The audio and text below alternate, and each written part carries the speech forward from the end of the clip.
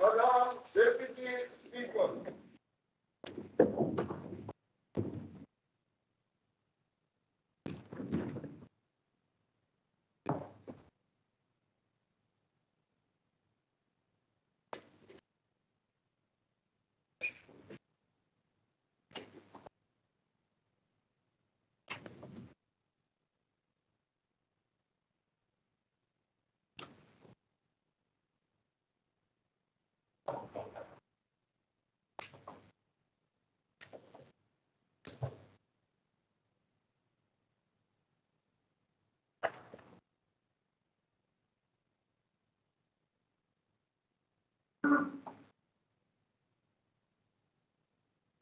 Let us pray. Almighty God, where you have called us to govern this province, we ask your help to make decisions and laws that will be just and will promote the interests of the people. Almagtige God, ons bid dat u gedurende ons vergaderings ons die nodigheid wysheid sal gee en ons motiewe suiwer sal hou en dat u ons sal help om ons tekortkominge te oorkom en al ons besluite aan u op te dra. Sikelele elizwe letu nabantu balo omesile ukulunga kwifondu letu. Nkosi sikelele i Afrika tina abantwana bayo kokela inkokeli zayo inike ukolo i Afrika. All this we beg in your holy name. Amen. You may be seated.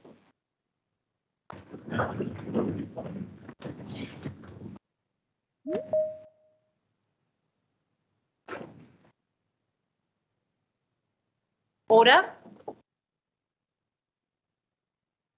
A very good morning to everybody here in the house, in this auspicious town of Veldrift.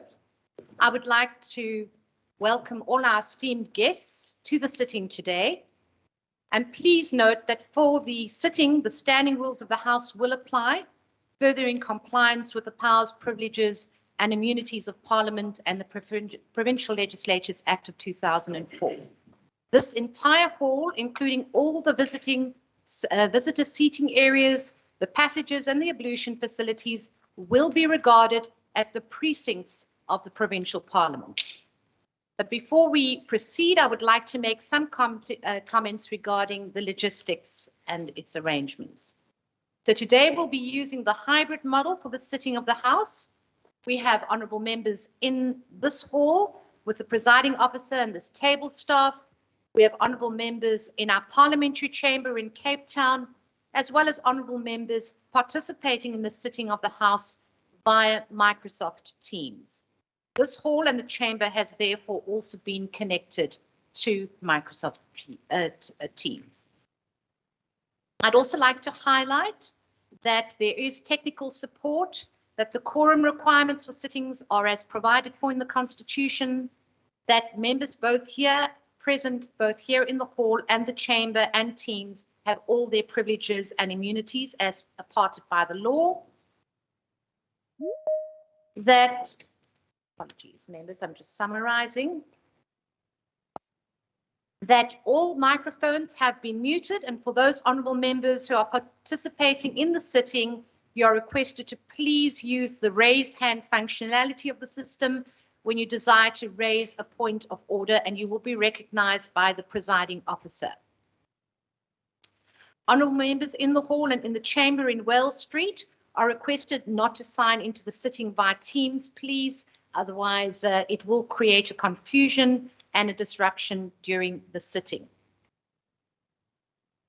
For those of you that are needing to access language facility, interpreting services, please use a second device, such as your cell phone.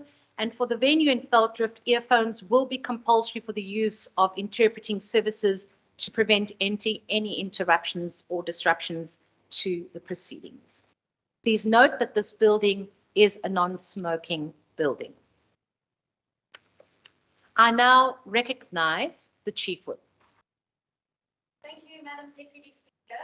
I move in accordance with Standing Rule 9.2 that a leave of absence be granted to our Dean Kenzie, February, March 23.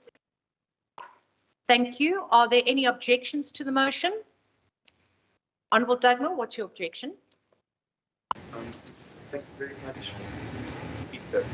Speaker, know that Honourable is the chairperson of the House, which is the Members Act. I think it's common knowledge that due to certain personal talent that is faced by that member, his work as chairperson of that committee has suffered. In other words, the Environment Commissioner remains unimplemented. Our request, for instance, that the Premier is called to that committee to discuss the Albert Fritz matter, all of those issues.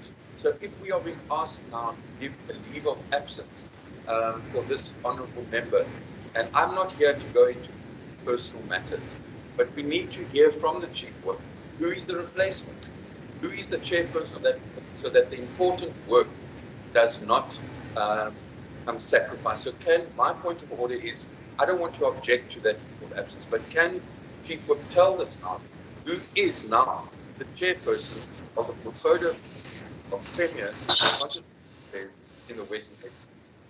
Thank you, Honourable Member. I recognise the Chief Whip.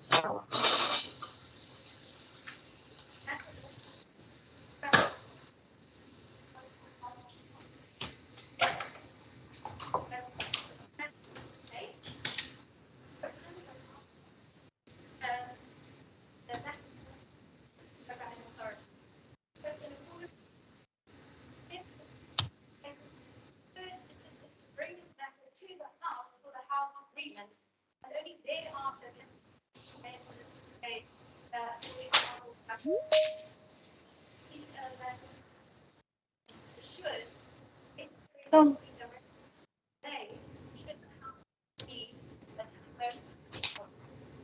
Thank you very much, Chief Whip. The motion and the objection is noted. Well, Honourable Dugmore didn't officially object. He wanted clarification. I take and accept your reasoning, Chief Whip, and we will then proceed. Thank you very much. We now move over to the order of the day. The Secretary will read the first order of the day. Debat oor die premiersrede.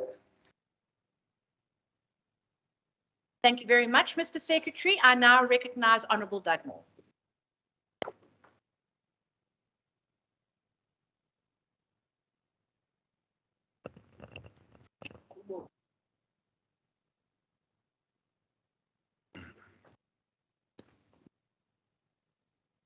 Thank you very much, Deputy Speaker. Goeiemôre, dames en heren. Molweni. Honourable Premier, honourable members of the legislature, and members of the public watching the debate. Ek wil net begin om te sê dat my party het definitief vir my gesê van die mosie dat agbare Mackenzie moet nou verlof kry. En ek wil nie nou die persoonlike redes ingaan, maar my party het vir my gesê. Maar die probleem is dat daai agbare lid is die voorsitter van 'n komitee. En ek wil net vir die mense van die Weskus en die mense wat luister sê dat wanneer die kwessie van agbare Fritz opgekom het, wou ons hê dat die premier moet geroep word na daai komitee. Nou omdat hy op verlof is, kan die premier dan nie ingeroep word en jy kan nie 'n wetgewer in sulke manier hanteer as die voorsitter nie eens daar is om oorsig oor die premier. Dit is die feite. Ons moenie van die feite wegskry nie. There is a point of order from the Chief Whip. Chief Whip, what's your point of order?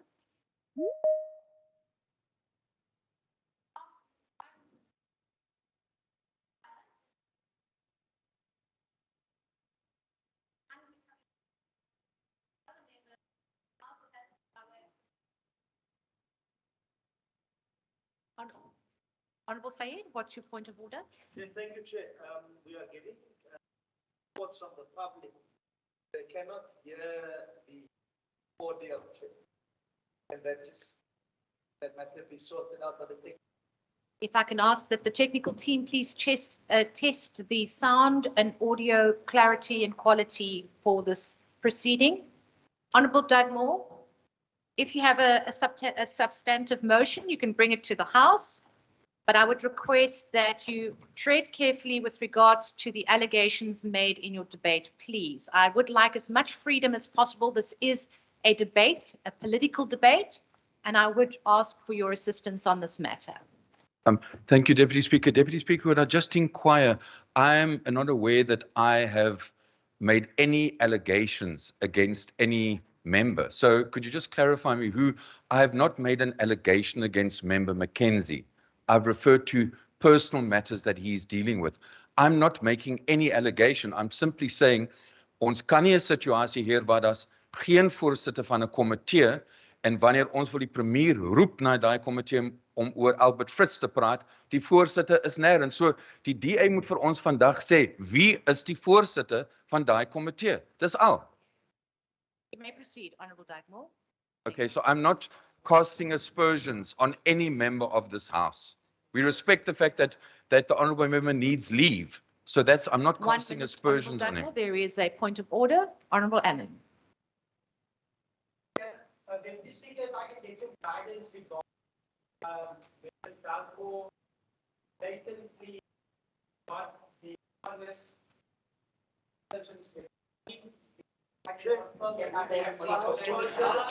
Honourable members, please may I just hear Honourable Allen out before you. I have indeed corresponded with Mayor Dagmore in this regard and already indicated that we are inviting the Premier to the Standing Committee. Thank you, Honourable Allen. That's not a point of order. I don't want to debate on the clarification, Honourable Dugmore's content of his speech. I'm not here to judge the content of his speech because that is not my job. I'm here to preside over the House. Honourable Sayed, what is your point of order? Chair, no, thank you for that ruling, Chair. I was going to raise as a point of order and order on what the Honourable. Thank you very much. May we proceed, Honourable Dugmore? Thank you. Ja. Ons is hier vandag om oor die premier se rede te praat. Now, one of the problems that we have in regard to Albert Fritz is that despite what Member Allen is saying, almost a month has passed since this issue. Now, in a normal situation, you ask the relevant MEC to come to a committee. Ons het gevra dat die ondersoek in terme van meneer Fritz, ons moet kyk na wat is die doel daarvan, wanneer begin het en so aan. Tot vandag toe het die premier van die Weskaap nooit vir ons die terms of reference gegee vir daai ondersoek. So die feit dat meneer Allen nou vir my sê, hy is nie veronderstel om vir my te antwoord nie. Die voorsitter van die komitee is. En as hulle nie eers, so dis net 'n vertragting taktiek, it's a delay tactic. We need to know what happened to the young DA women who were recruited in Mitchell's Plain and were subject to sexual abuse. That's what we need to know. And if we don't begin that inquiry, and everyone knows these leaders here come and pretend they know nothing. I want to ask MEC Simmers, who's now the acting leader of the DA, this premier, I want to ask MEC Mayor, come true to this house. Sê vir ons, wanneer het julle eers gehoor van die probleme? Het dit nie begin in 2012 by die Social Development Department? Be honest with us. You're not being honest with us. And that's the problem, Premier. We expect more from you. We expect more from you. You could give us those terms of reference. And the DA itself, and you are not the leader of the DA, MEC Simmers is the acting leader of the DA. You need to tell us, when did the DA leaders know about this? How many young girls, DA members from Mitchell's Plain, were abused with people like yourselves knowing about it and not saying anything? You should be ashamed of yourselves. And still you come here and you'll wil net die hele ding 'n cover-up maak. The state of this province address took place yesterday. And oh, by the way, members, I just wondered whether any of you, wanneer julle gekom het na Saldanha en Veldrif, jy weet, ek het gehoor dat die voormalige burgemeester van Saldanha het 'n MBA. Now, I drove all through Saldanha. I was looking for that MBA of Mr. Marius Koen. Ek kon dit nie gekry het nie. Ek het gedink, miskien is dit die Bergrivier. Miskien het die MBA verlore geraak in Saldanha en miskien is die MBA nou hier in Breë. Maar tot nou toe, ons soek nog vir daai MBA. Maar ons het nie eers die statue gesien wat daai Marius Koen vir homself gebou het. But this shows again how the DA deals. If you're Madigizela, you must resign. If you're Marius Koen or JP Smith, if you're a white member of the DA, then you get treated in a different way. Why? Dis net rasisme. Ons moet eerlik wees. In die toespraak van die premier, hy het glad nie een woord gesê oor plaaswerkers. Hier in die Weskus weet ons dat die boerdery is belangrik. Maar hoe kan jy vir amper 2 uur praat en nie eers vir plaaswerkers noem nie? Because it doesn't exist in the minds of the DA. Ek sê nie daar's baie boere, maar daar's wat vir uitsettings verantwoordelik is, maar daar is uitsettings. But hulle wil nie daaroor praat nie in 'n rede van 2 ure. Waar is die grond vir swart en bruin boere? Niks word daaroor gesê hier in die Weskus. Premier praat van die boggoms en die en daai, maar hy praat nie van die lewe van mense. Hy praat nie van plaaswerkers en hoe hulle in die streek 'n probleem is. And we must build a partnership. We must ask farmers and farm workers to work together. Maar when you don't want to speak about those problems and you pretend they don't exist, then you are not being truthful. And that is the problem. But if anyone finds that MBA of Marius Koen, can you please give me a copy? Because he made a video, but ons soek nog vir daai MBA. If someone can help us, please, man. Now, we know that this state of the province, which took place yesterday, followed a few days after the president delivered his state of the nation. But Deputy Speaker and Speaker in his absence, I believe that as a matter of protocol, we should establish a tradition when in our province, that the Premier delivers his address after the conclusion of the SONA debate. I don't think we should start a debate when the national debate is not yet over. I think we must conclude the SONA because there are issues that affect our province that are raised there, and then the Premier needs to, and I'm hoping that we can establish a new tradition in that regard next year. We are not an island in the Western Cape. We are part of a united South Africa. Cooperative governance is central to our politics. Voters in the Western Cape have clearly rejected those parties who want an onafhanklike Weskaap, amper 'n volksstaat. And I don't include the Freedom Front in that. I include those Cape independence parties. The voters did not support them. So Western Cape is part of South Africa. Dis nie 'n eiland nie. Ons is deel van die land. And all of us as members say an oath to uphold the national and the provincial constitution. Honourable and member, Yeah. 1 minute, my apologies. Can you please take your seat? Honourable Deputy Chief Whip, what is your point of order? 1 minute, Honourable Deputy Chief Whip. I have a roving mic, and I think it's in the interest of the public and of our streaming that we actually give the Deputy Chief Whip a mic, please. Can we make sure that we slow down the objections so that you're able to speak and be heard across all the levels? Yes. They're still working on it. My apologies, Deputy Chief Whip. You may rise. Please just raise your voice. Deputy Speaker, I would like to ask the leader of the opposition whether the reason that it's anti-Western Cape is because it's already been seconded to the national parliament and therefore doesn't have a specific order. Thank you, Deputy Chief Whip. That is not a point of order. And I wasn't sure that that was a question either. Order.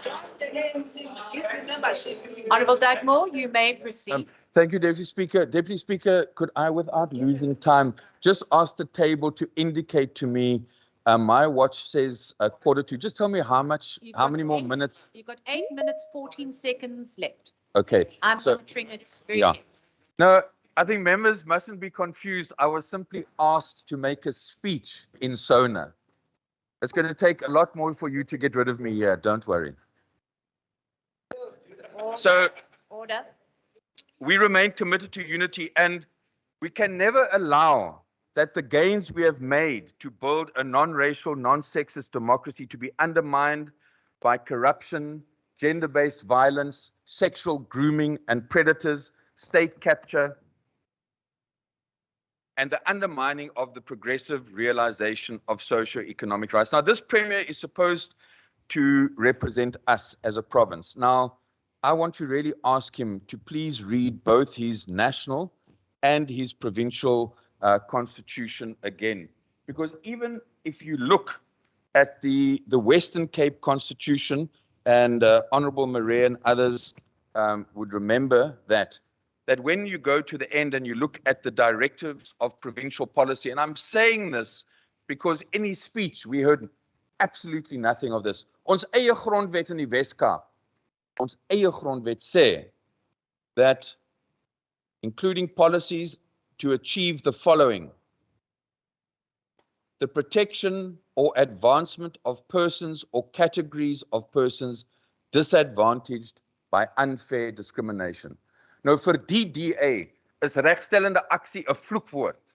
Hulle wil nie daaroor praat nie. Hulle wil nie daaroor praat oor toegang tot grond deur bruin en swart boere. Dis vir hulle vloekwoorde. Maar hier in die grondwet, but if you listen to the Premier's speech, not one mention of empowerment, of the situation, how race has impacted on the lives of people classified as colored and African in this province. Nie 'n enkele woord nie. Hy skep eintlik vir bruin en swart mense af hier in die Wes-Kaap. And we are saying, and if you look at our national constitution, there are clear provisions on redress when it comes to land, for peace, for persons affected by unfair discrimination. Maar hier in die Wes-Kaap is die woorde is vir hulle vloekwoorde. Because they don't want to face the reality that when you talk about economic growth and you don't actually acknowledge the imbalances which are there. That is why a Premier can come here and not mention farm workers once in his entire speech. I'm not sure, Deputy Speaker, whether the Premier is aware, but there are officials in your own government and your own MECs who have indicated that you were simply driven by a mentality of something to announce when talking about proposed departmental changes regarding transport and infrastructure. And the fact that people in your own government are saying that, no, you came here for the sake of making announcements means that you haven't consulted the workers of the provincial government. You haven't consulted and actually worked out what does this departmental restructuring actually work.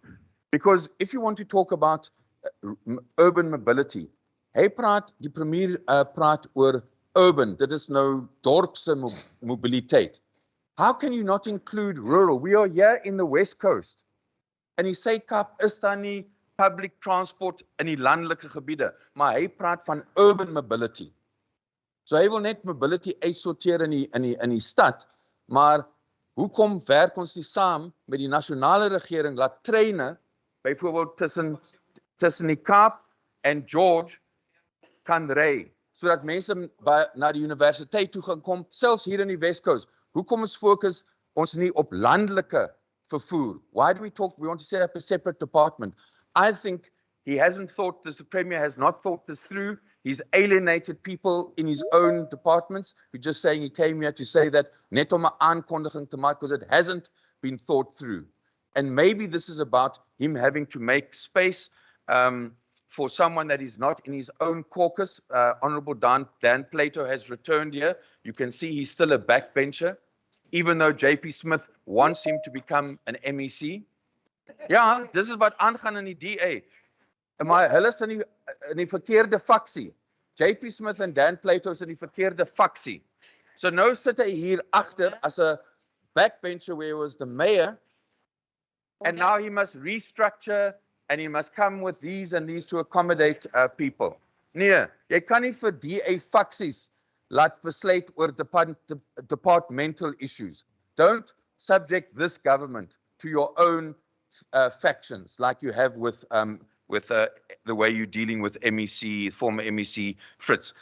So it was when you talk about property, it was an open secret that the Premier was not happy that property management fell under MEC Madikizela.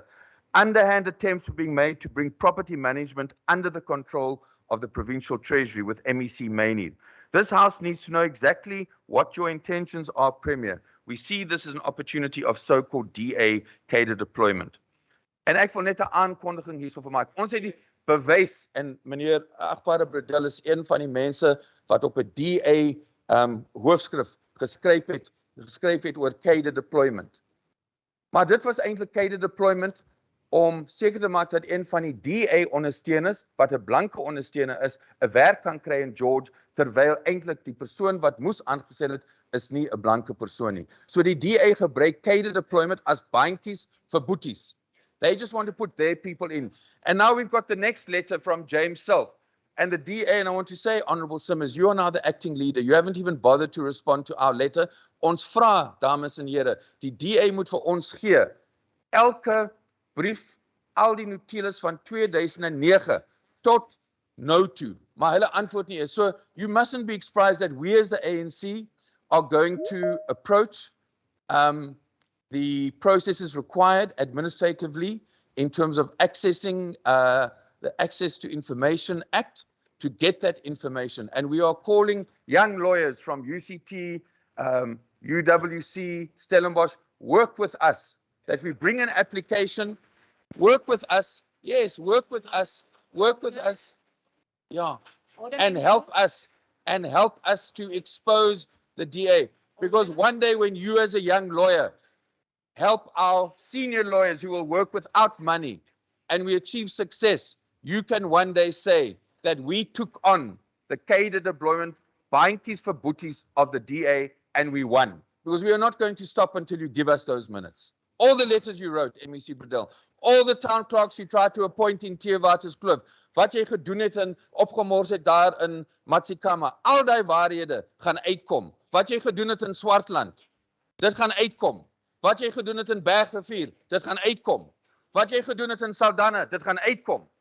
Dit gaan uitkom en die waarheid gaan uitkom. So we must understand what is going on here. West Coast needs an environmental commissioner. We need this because we must balance sustainable development, tourism, and the beauty that we have in the West Coast. Weet u, dames en heren, dat vir 12 jare het die DA geweier vir die environmental commissioner aan te stel. They have delayed. Ons moes gesukkel het om die children's commissioner daar te stel. So they must appoint this commissioner. There's sewage going out in Cape Town in the water. The quality of water is not what it should be. That environmental commissioner could have helped when the boats off Saldanha here were wanting to dump chemicals. That commissioner could have helped. But you don't want to do that. So, thank you, Speaker. So the rest of my speech, my colleagues will deal with that. But let's face it, this DA is not interested in the poor of the Western Cape. I thank you. Thank you. I now call on Honourable Minister May.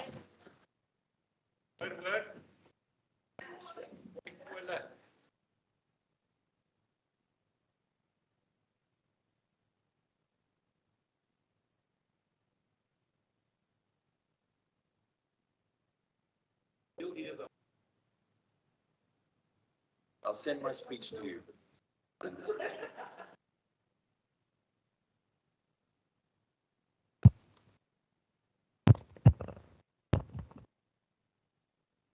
Honourable Speaker, Deputy Speaker, Honourable Premier and Cabinet colleagues, Honourable leaders of the official opposition, leaders of political parties, Honourable members of the Western Cape Legislature, mayors here from the West Coast, speakers from the West Coast, as well as the councillors present here today, our Director General, Dr. Harry Malila, our heads of departments, municipal managers, and all the staff present here today, citizens of the West Coast and citizens of the Western Cape.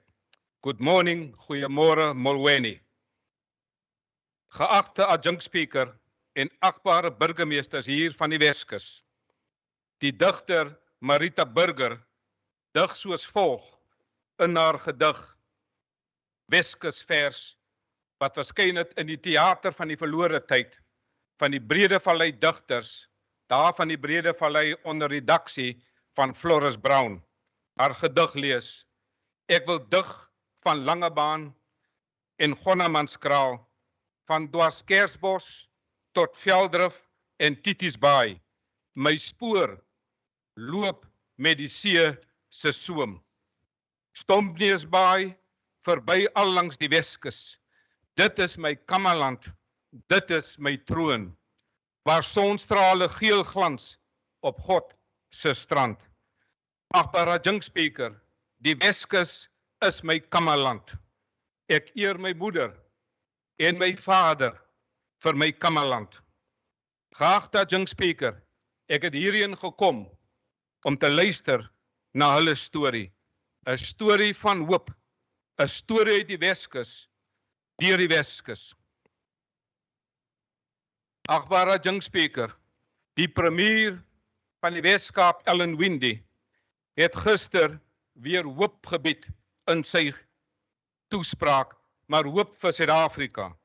In sy toespraak het hy verwys na die sosiale infrastruktuur, behuising en titelaktes en hoe dit mense kan bemagtig. Achtbare adjunct speaker, 'n paar uur nadat hy sy toespraak in hierdie huis gelewer het, het hy daad by sy woorde gevoeg. Saam met minister van Kultuursake en Sport, minister Anro Maree, het hulle die opgradering van die Noordhoek Biblioteek geopen in samewerking met Bergrivier Munisipaliteit en hulle uitstekende personeel in die projek voltooi. Baie geluk aan die burgemeester, die MYCO-member van Bergrivier Munisipaliteit, as ook die munisipale bestuurder en die projekbestuurder van hierdie wonderlike projek. En in samewerking met die Wes-Kaapse Provinciale Biblioteekdienste. Julle optrede bied hoop. 'n uur daarna het die premier en die Wes-Kaapse minister van menslike nedersettings titelaktes oorhandig aan die nuwe huiseienaars, waar beide die premier Windy en minister Simmers daar daad by die woord gevoeg het. 2 uur na die premier se State of the Province address het hy daad by sy woord gevoeg. Dis nie 'n geval van net praat nie, dis 'n geval van dinge moet gebeur. Saam met die Bergrivier Munisipaliteit en die Wes-Kaapse regering en die gemeenskap van Velddrif word menswaardigheid bevorder.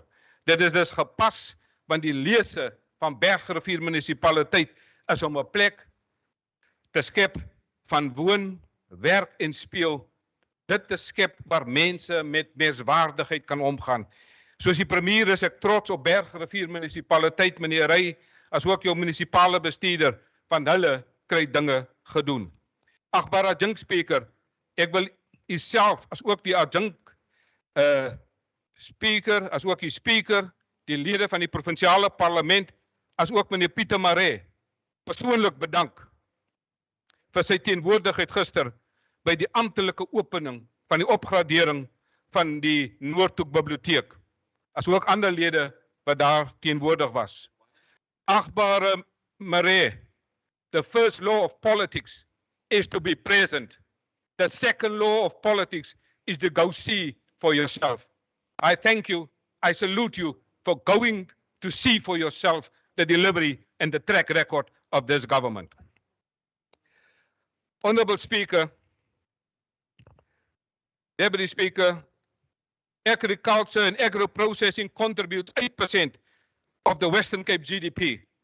The sector's contribution to employment in the Western Cape in third quarter last year is estimated at 230 jobs for primary agriculture, and for secondary agriculture, 118,000 jobs for agri-processing.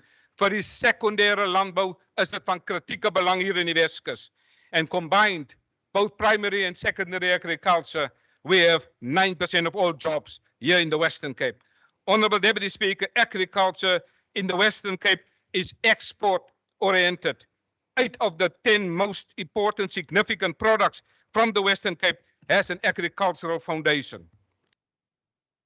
En agbare lede van hierdie huis en lede van die gemeenskap, toe die premier my aangestel het, het ek 'n teiken gekry van 5% uitvoere van landbouproduksie moet verhoog word. Van 45% staan ons vandag hier met 53% van alle landbouprodukte wat in Suid-Afrika uitgevoer word, kom hier uit die Wes-Kaap, en die Weskus is fundamenteel, en die werkers van die Weskus speel 'n kritieke belangrike rol, want die produksie van landbou in 2018 het ons gesien, hier in die Weskus het die grootste groei gedemonstreer. En so, agbare leier van die amptelike oppositie, die enigste regering in Suid-Afrika wat 'n agri-werker kompetisie het, is hierdie Wes-Kaapse regering.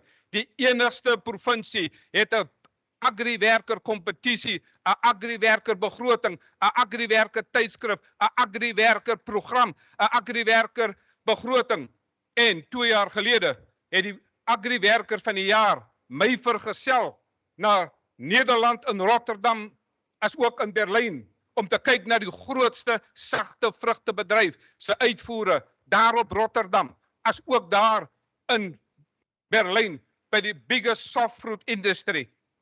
And so we value and appreciate our agri-workers. Agbare adjunct speaker, ons weet hoe belangrik agriwerkers is en landbou. En daarom het ek met die burgemeester van die Weskus Distrik Munisipaliteit, ek het hom reeds versoek dat alle munisipaliteite moet 'n MICO-lid hê verantwoordelik vir landbou, sodat landbou ook tot sy reg kan kom op daardie spesifieke vlak. Agbare Speaker, hier in die Weskus, in die 2021 se MERO, the Municipal Economic Review and Outlook, it finds that in 2019, the GDPR, that's the gross domestic per region, contributed here in the West Coast 611.9 billion rand.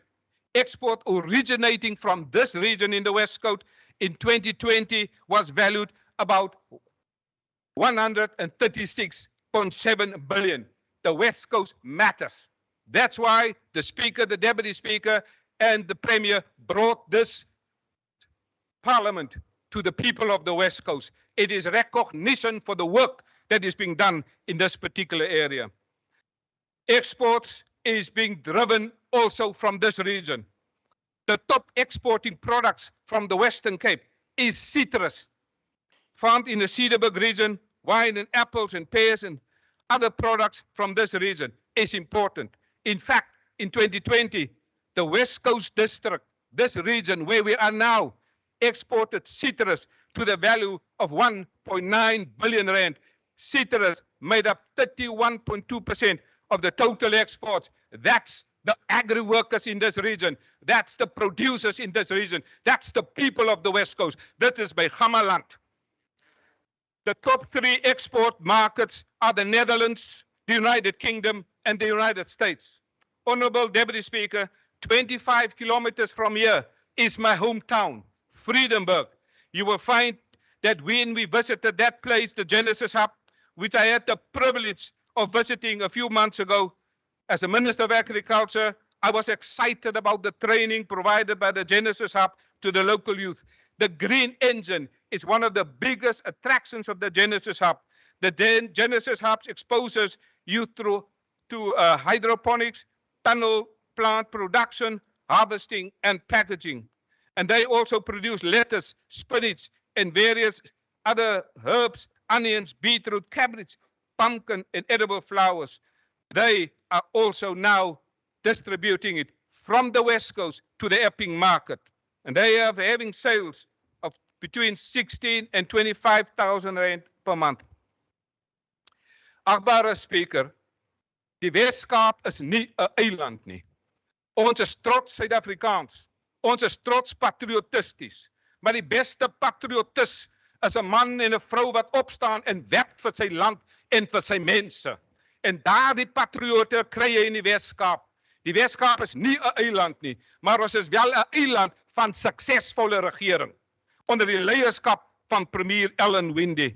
Ons wil hê Suid-Afrika moet slaag. Maar as Suid-Afrika nie wil slaag nie, sal ons help om Suid-Afrika hier uit die Weskus, uit die suidpunt, hier in die Weskaap te laat slaag. Ons wil Suid-Afrika laat slaag, maar ons is 'n eiland van hoop. Ons is 'n eiland van waar dinge gebeur. Ons is 'n eiland van sukses. Ons is 'n eiland van uitstekende leierskap en regeerkunde onder Premier Ellen Winde. Dankie minister. Dit is nou op. Ag nee. Dit is baie jammer daaroor, maar dit is die waarheid. Ek is baie hartseer, agbare Speaker. Baie jammer minister.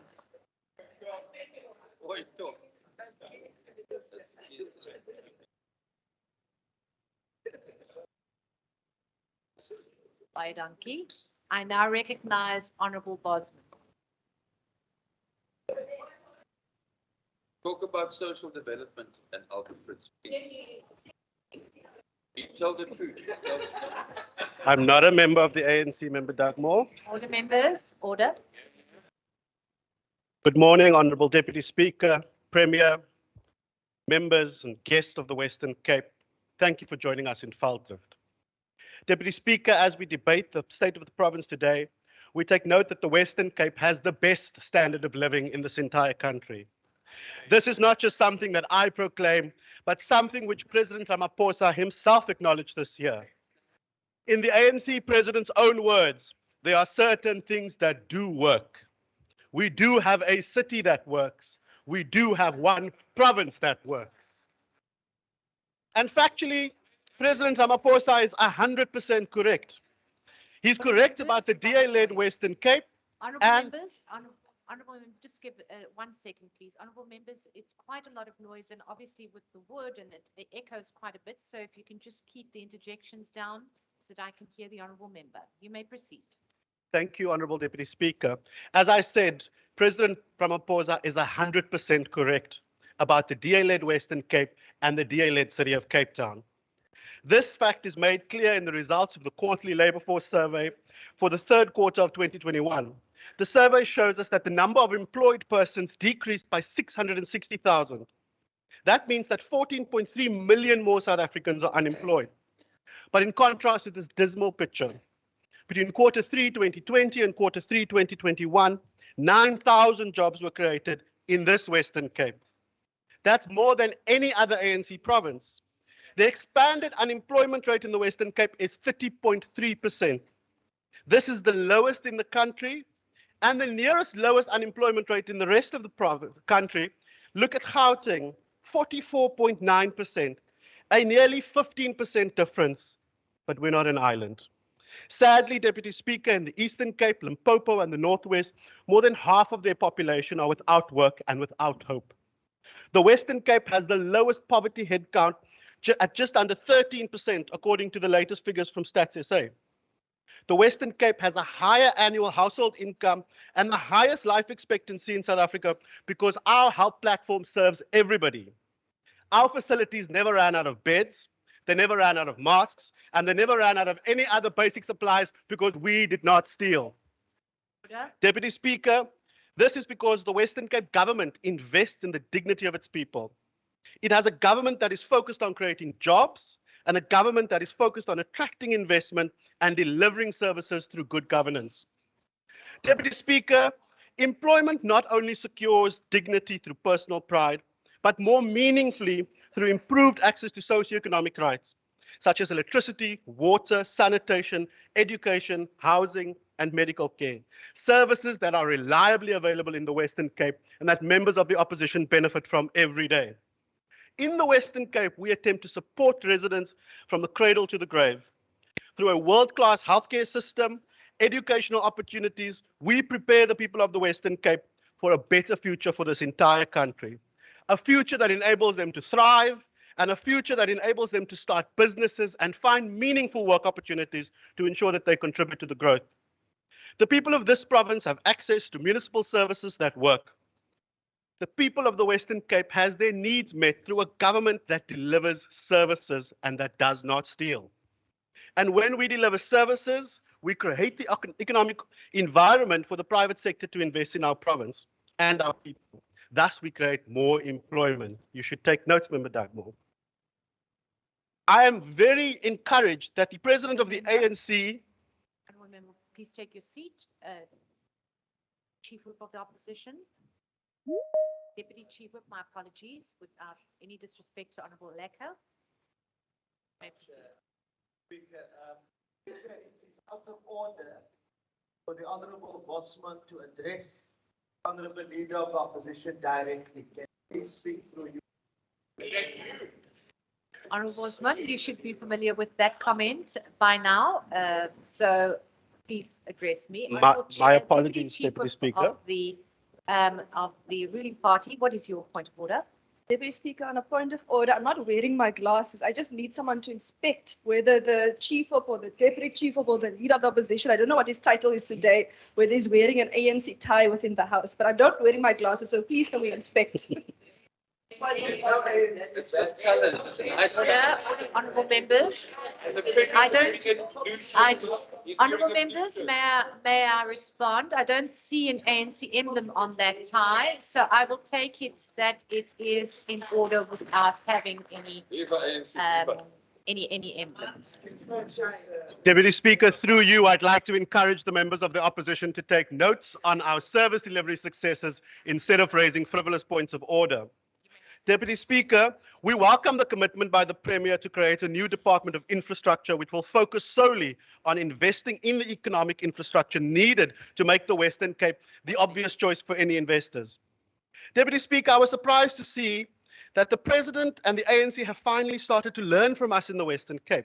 His admission during the State of the Nation that his government needs to get out of the way and make room for the private sector to create jobs affirms what the DA has been saying all along, that a good government not only creates jobs, but an enabling environment for growth as well. However, unlike President Ramaphosa, we don't need to centralize everything in one single presidency. We work with our departments. Our ministers go out and do their jobs. They're not just a dummy cabinet waiting for advisors from the presidency. For instance, in this Western Cape, the Department of Cultural Affairs and Sports has exceeded its targets for job creation and skills development last year.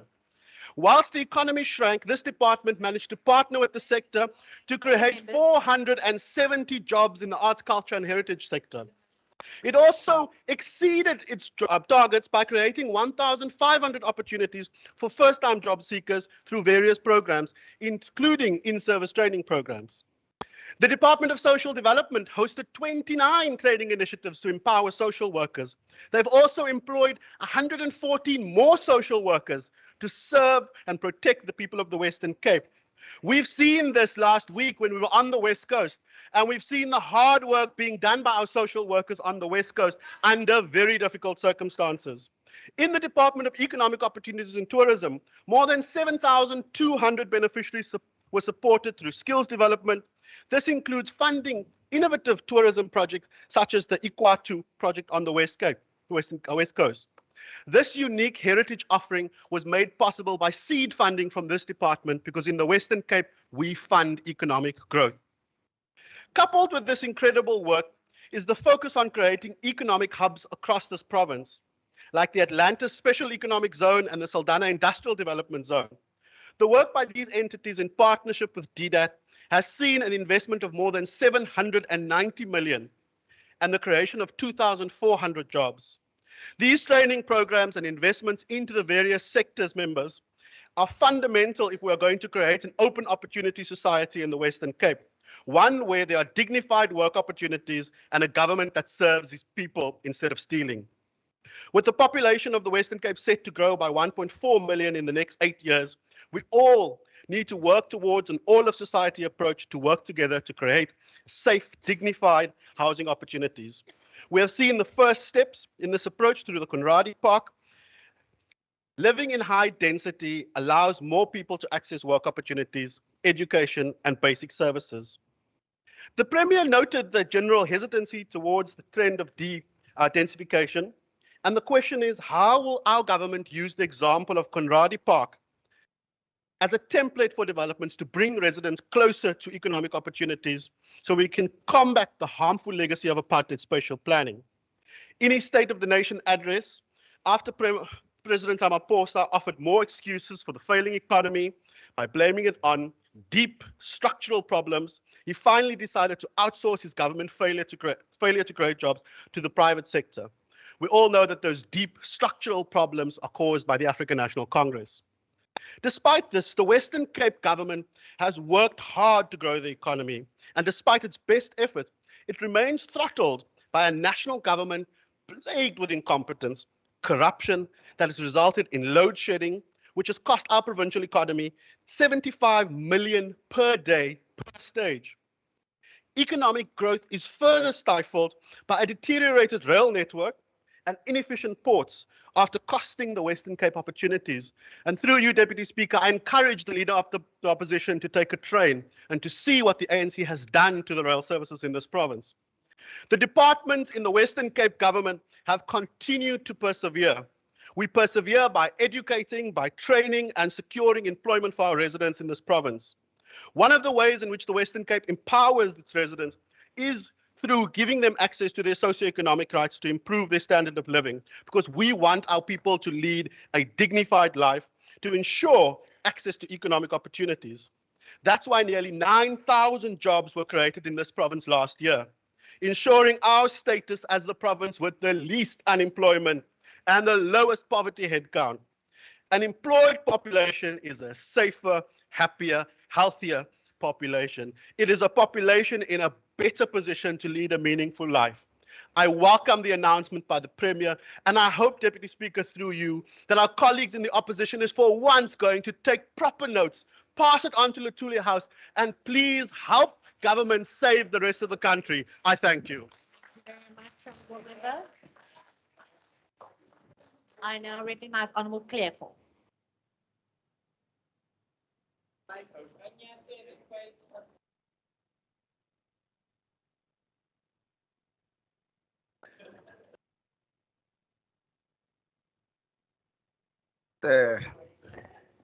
Thank you, Deputy Speaker. Order, members. Without wasting any time, let me shoot straight to the denialist that is leading our province. That indeed were led by a denialist of high note, who fails dismally to deal with issues of social cohesion that are affecting our province. Recently, we have received reports about a white man who is slaughtering and butchering our people in a small town of Clava and eating them for a meal.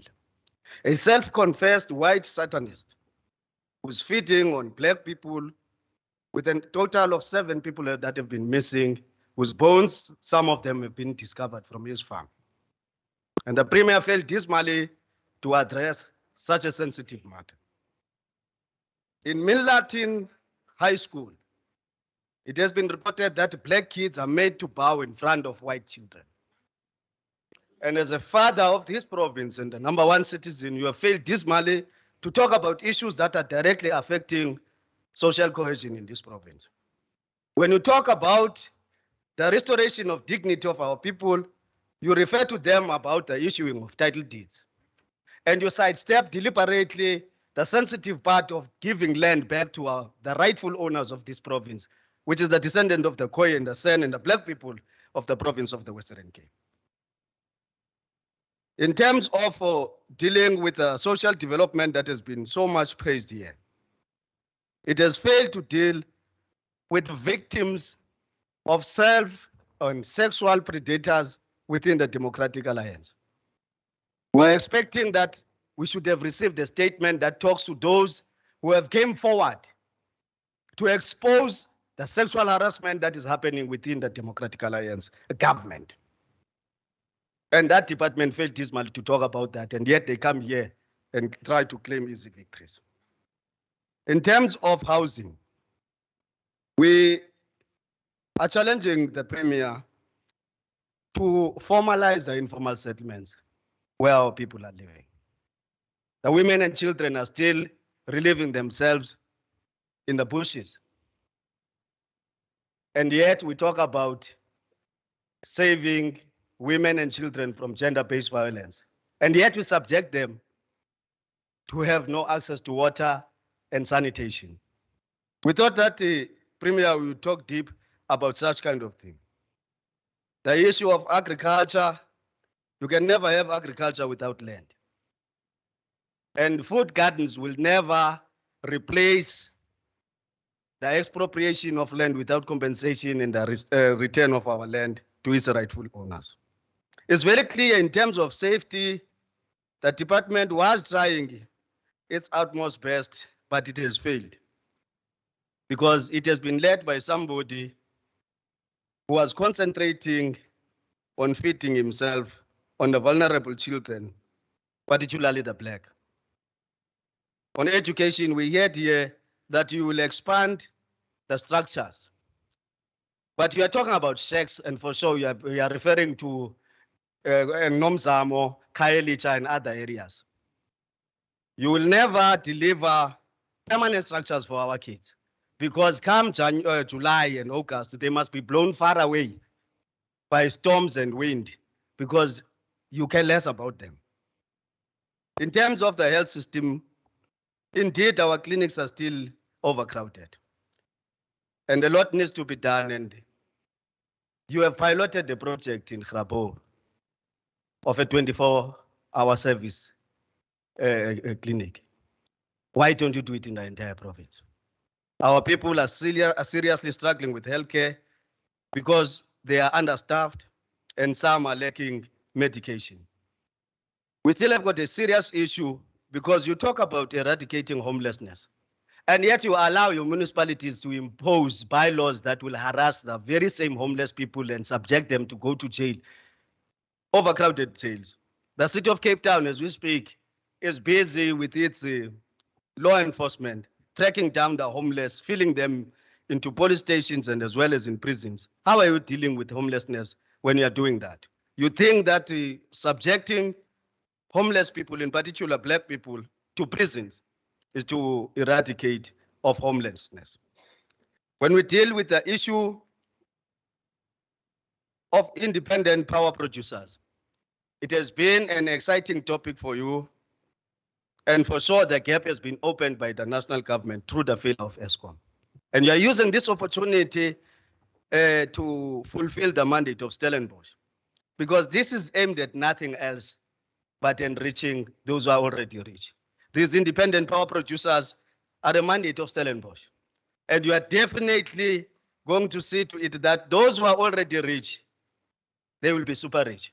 You will never close the gap between the rich. And it's very clear who's rich, and it is white, and who's poor, it is black.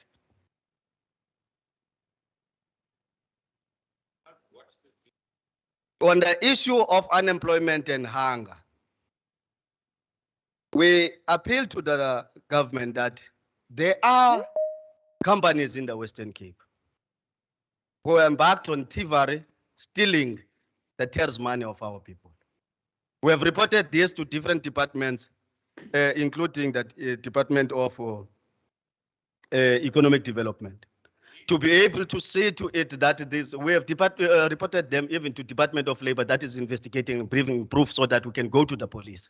But we want them blacklisted because these thieves, they continue to steal from the poor, and we expect you as the Premier of the Western Cape to prevent our people from such kind of thieves, especially those ones that are in the mainstream.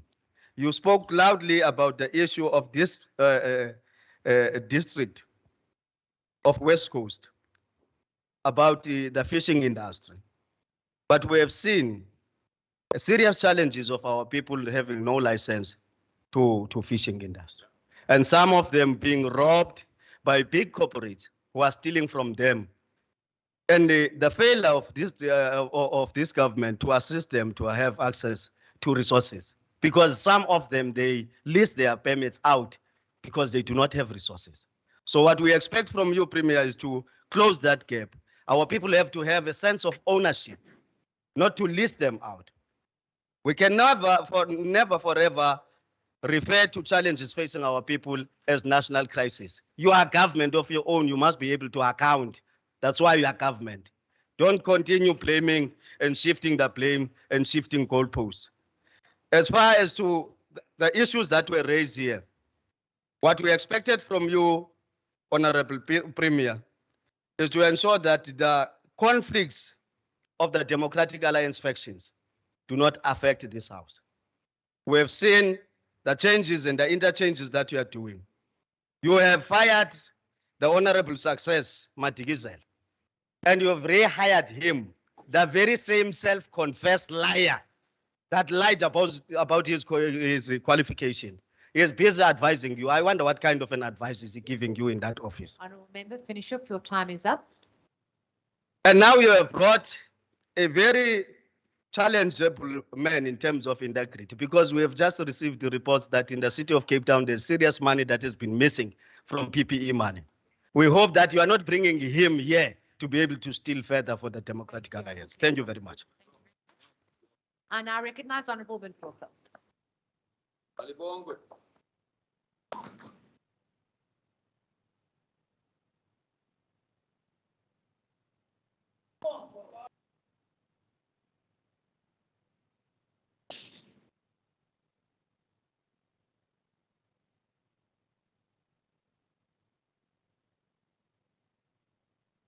Honorable Premier, Leader of the Official Opposition, honorable members, ladies and gentlemen, and MEC of Social Development, Member Paku Vos. I greet you all this morning Speaker, ek wil saamstem met member Bosman. Die city werk, maar hy werk net vir die rykes, nie vir die armes nie. Speaker, we gather here a few days after the world remembered the 32nd anniversary of the release of Nelson Mandela from Victor Verster prison.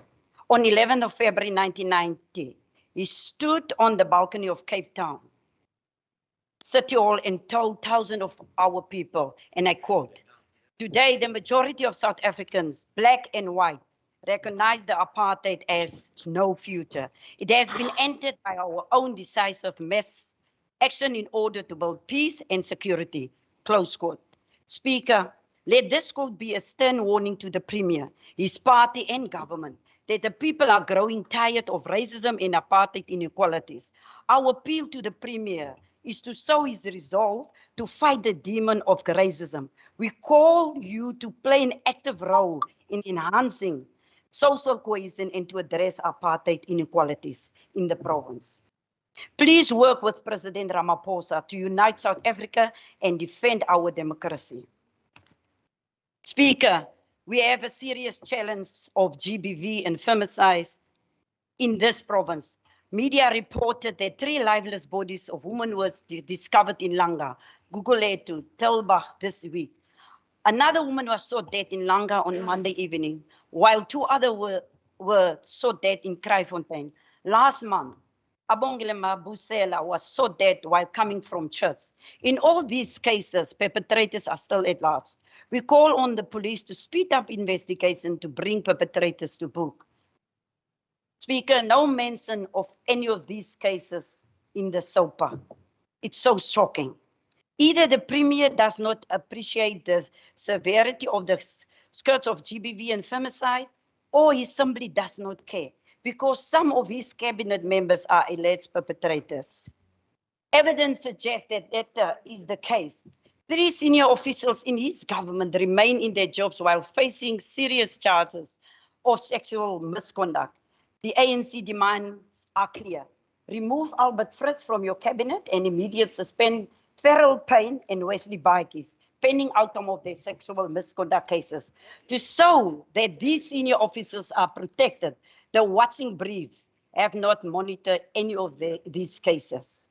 Where are the watching briefs?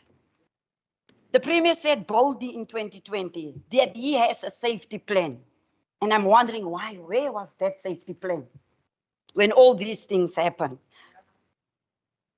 But then I realized it was never tabled until today. And it was never actually implemented. Let me think. No, let me think. It's because All the you members, knew please don't that talk. was a wolf and staff Honourable clearer. Member, Van Vogel, please It's because address. you knew there was a Honourable wolf Van and Vogel. staff clearer. Honourable Van Vogel, just please, if you're going to talk to the House, you talk through me. Thank you very much. Frau Deputy Speaker. Also, let's say, MEC Fritz was die skaap en wolfkleer. En so moontlik is daar baie ander. Going forward, here in the West Coast, due to ignorance, we only have 5 GBV social workers in the West Coast. And let me also say that of 5 social workers, 4 were sponsored by our caring President, Cyril Ramaphosa. I think the Premier is confused since he is saying that he's moving social prevention plan to health, unless he thinks the MEC of Social Development is not doing a good job. There are insufficient resources to fight GBV in the province. The Victim Empowerment Program, the only program to address GBV, is underfunded. The shelter for abuse victims of violence are not enough, particularly in poor working class communities. We demand additional funding for this. Speaker, the GBV implementation plan and the adopted key interventions across all departments is nonsense. It's nothing but just hot air. What we want to hear is how much investment is your government contributing towards the fight against GBV and femicide. Perhaps in a show of no confidence against suspended MEC and against the safety plan, the Premier announced a violence prevention unit in the Health Department. What is this not? Why is it not under community safety? Because you knew dat die wolf met die skaapklere was daar en is nog steeds daar. Waar is die plan en die begroting om die kernoorsake van misdaad aan te spreek? Jy kan hoeveel aanstellings doen en jy kan entities se name verander, maar as jy nie die oorsaak van die misdaad en geweld hanteer nie, soos die Engelsman sal sê, you will be fighting a losing battle. Get real, my Premier. Speaker, yesterday, the Premier boldly claimed that his government wants to achieve quality education for every child in every school in the province. Oh my goodness. The hypocrisy of the Premier knows no bound. How can he make such bold claims while neglecting the structural educational challenges of insufficient placement spaces, learners, and overcrowded classrooms in school in the working community? Thousands of our learners are out of school as we speak, Madam Speaker. Yet no mention of this was made on his SOPA yesterday. Pathetic. It is a grave injustice to allow certain schools to have class size of less than 30 learners, while Ekanini Primary From, for instance, has over 70 learners in class. Many former Model C schools have a system to keep black students out of their schools. It is happening here in the West Coast. There are complaints of structural racism at Vredenburg Primary and Vredenburg High, where black students are asked to produce proof of address and refer to township schools. The ANC reiterates its call for review of all school codes of conduct and for uniform admission policy to do away with racism in school. Speaker, what is the justification for the MEC of Education wasting 49 million per year on new officers? New officers, when there are severe shortage of teachers' classrooms in schools. We welcome the SAU finding against the WCG and call on SCOPA to further investigate the department's PPP expenditure. Premier, you may want to delay changing department names. The most urgent task is to fire your MEC of Education. Speaker, the Premier must stop being mischievous by announcing old health infrastructure projects as if they are new. The Klipfontein Regional Hospital to replace GF Jewish Hospital is the case in point. We call on the Premier to attach timeframes to these infrastructure projects. The people of Mynenburg want to know when the GF Jewish Hospital will be built. The hospital management and hospital board at Khayelitsha Hospital have told your government about the additional 157 million they need to address this crisis of patients sleeping on floors. Member Bosman sleeping on floors. Honourable member, take your seat. I recognize you, Honourable Bartman. I rise on 9-1. The member debating right now, reflecting upon a member in the House, and she may not impute improper motives, reflect on the integrity, dignity, or verbally abuse member Baku Force, who sits on the board of Khayelitsha Hospital. We cannot allow her to. You are misleading. You are misleading the House. No, you are misleading the House. Honourable Van You are misleading the House, member. Honourable Van Voorkhel, when there is a point of order, we have to hear the point of order. Honourable Bartman, I hear you. That is a really difficult one for me to rule on. Honourable Van Voorkhel, actually, you'll have to be very careful in the way the interpretation of your speech goes. If somebody is reading it as such, then we have to have a consistent approach to Rule 59(1)(b). So please take care as to how you make allegations. Thank you very much. You may proceed. What's my allegation? I don't understand. It isn't, it is a point. What No, allegation are you we're not going talking to have, about, Deputy we're not going to Speaker? have a debate on this matter. It's difficult for me to rule on, but it is an interpretation. Point, yeah, misleading. Honourable member, you may No. not address me seated. Please rise if you have a point of order. Honourable Said, what's your point of order? Chairperson, this is just taking us back. I think we are engaging, this is a political debate. Can the Deputy Chief Whip of the Democratic Alliance please take us seriously here? Take the citizens of the West Coast seriously who are seated here. There was no mention of any member. And that is completely out of order. I want to Honourable say that please rule on this matter. It's not a matter of confusion. There's completely no contradiction with Rule 51. Thank you. Honourable members, Honourable Winfrey, Honourable member, have you got a point of order? Please rise. Can you please give her the microphone? Thank you. Honourable member, please use your microphone. I would like to address Honorable Deputy Chief Whip. Honourable member, what's your point of order? My point of order, Deputy Speaker, is that she's misleading The House. the House, and it seems that it's a trend to the DA to lie. You are lying in front of the masses. You are lying in Parliament to say that I'm sitting in the board of Kailicha while I'm sitting in the board of Stellenbosch, and they know that. All right. thank You very are much. misleading now. Honourable members, Yeah. honourable members, I'm going to do Withdraw. this and it will be the She final must situation. withdraw. 1 She minute. must withdraw. Honourable member, please take your seat. May I just rule before you have any, before you go around any further?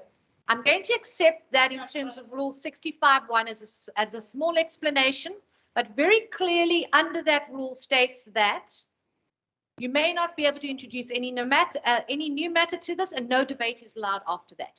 So I'm going to take it as this, Honourable Said. I'm going to accept the Honourable member's explanation. I'm going to ask that the member proceed and that we conclude this matter. Honourable Said. Yeah, she must withdraw. Chair. Honourable Said. Mm-mm. Please, Honourable members. What is your Chair, clearly, we cannot sit on the fence when an honourable member is misleading the House. She must withdraw immediately. We are not going to accept that, and the sitting will not continue unless she withdraws because she is misleading the House. Clearly, no explanation was even needed. She is not speaking the facts. She must withdraw with immediate effect. Honourable Chief Whip, I see your hand is up. Thank you, Madam Deputy Speaker. On a point of clarity, is it even possible to withdraw a point of order? The Honourable Bartman simply raised a point of order. She wasn't making a statement of fact. She was asking for a ruling. She was lying. She was asking for a ruling, which you have Honourable given, members, which you I have have to be able provided. to hear the Chief Whip. Honourable members, I'm now making a ruling. Honourable Said, please, it's going to be a ping pong match and we won't get any further. So I would like to make a ruling and it will be the final ruling. She must withdraw. Honourable members, please She allow must me withdraw. to make the ruling. Honourable Bartman, you've raised a point of order, all right? She raised a point of order, all right? I've accepted the honourable member's explanation. It wasn't necessary, correct, all right? Honourable Bartman, please ensure that your information does not mislead the House. Honourable member, I would like you to proceed, and that is it. If there is any change, 1 minute, honourable members, I will relook at the Hansard and revert back to you in the next sitting. But I would really like to conclude this matter. Otherwise, we are not going to get any further. Honourable members, in terms of the rules, my decision is final. All right? She must If withdraw. that is the Deputy case, I will Speaker, she must relook at the withdraw. Hansard She must and I withdraw. will She then lied. raise that at the next She sitting. lied. She lied. Honourable member, can you proceed, Honourable Van Roekel? That is my final ruling. I can't. Abuse of the seat. Mm. She must withdraw. She must withdraw, Speaker. Honourable members, I would like to leave that for further interpretation No. with my table staff for the That's next sitting. clear. That's clear. She must withdraw. She must. Fine.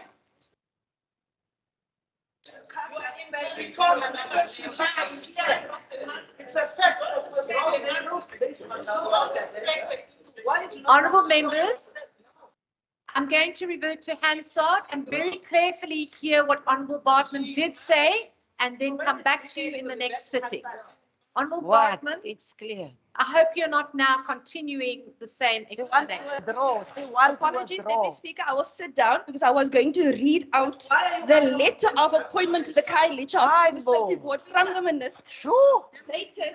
Hi, boy, and boy. signed Speaker, to- speaker, I will speaker. sit down. I will not read Speaker. out the A appointment point of letter. order, speaker. Honourable members A and point Honourable of speaker. Bartman, that's not for me to actually discuss here. I'm the presiding officer.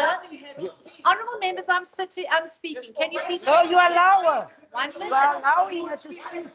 Why are you allowing her I'm to not speak? biased. You are, you are. Yeah. I understand. Allow me to finish. Why are you allowing her to speak? Your part, we know, but you can't be biased. You said you have made a ruling. I have made and a ruling. nobody must speak, but you allow her. I have made a ruling. Why are you allowing her to speak? Correct. And I have just said that it is not a point for me to discuss where this letter, what information is in the letter. I am not privy to this information, honourable members. I cannot tell you whether the information on the left side or the right side is correct. All I can do is preside on the raised points of orders. Honourable member, please sit down until I'm finished. I don't recognize you. I won't recognize you. On a point of order, Deputy Speaker. Speaker of the House. Yeah. Correct. On a point of order, Deputy Speaker. And it's a very, honourable member. No, no. I hear you. Sit down now, please. What I'm trying to say is it is very difficult to make a ruling on the information that both members are shouting about. All right. It is, that's right. I have made a ruling. And the ruling remains that I'm listened What to. is the On a Hansard. point of order, Deputy What? Speaker. I cannot make a ruling on information that is throwing across both sides of the House. I can only make a ruling that I will relook at the Hansard and proceed with, if there is a new change to the ruling at the next sitting. Honourable members, it's impossible for me to clarify whether somebody is speaking the truth or not at this point. Deputy Speaker. Honourable Chief, if that is your final point, please. Yes.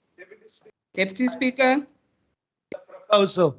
Can I propose as a way forward and as a middle ground that before we adjourn the sitting for the day, you rule on the matter That and is not fine. I'm wait happy to until do the that. next sitting? Thank you. Before the Premier's reply, Before the I Premier will- replies. I will Thank you. make that final ruling, and I will ask the table staff to please listen and to be able to advise me later. Thank you very I much. appreciate that, Honourable Deputy Speaker. May we proceed? Honourable Windhoek, honourable members, please remember the decorum of the House is judged by the public that are watching it today. Can I please ask for some decorum? Honourable Windhoek, may you proceed? Thank you, Deputy Speaker. You may proceed, yes. Speaker, they need to address the crisis of patients sleeping on floors in Khayelitsha. We call on you, Premier, to make a commitment that your government will make these additional funds available. We met with the board and management on the 20th of January 2022, and we have a full report on the challenges at the hospital. Your government is the cause for the poor services at the hospital, and you must intervene urgently. Furthermore, your government's plan to close down clinics in Khayelitsha, Mitchell's Plain, and surrounds will further collapse the healthcare services.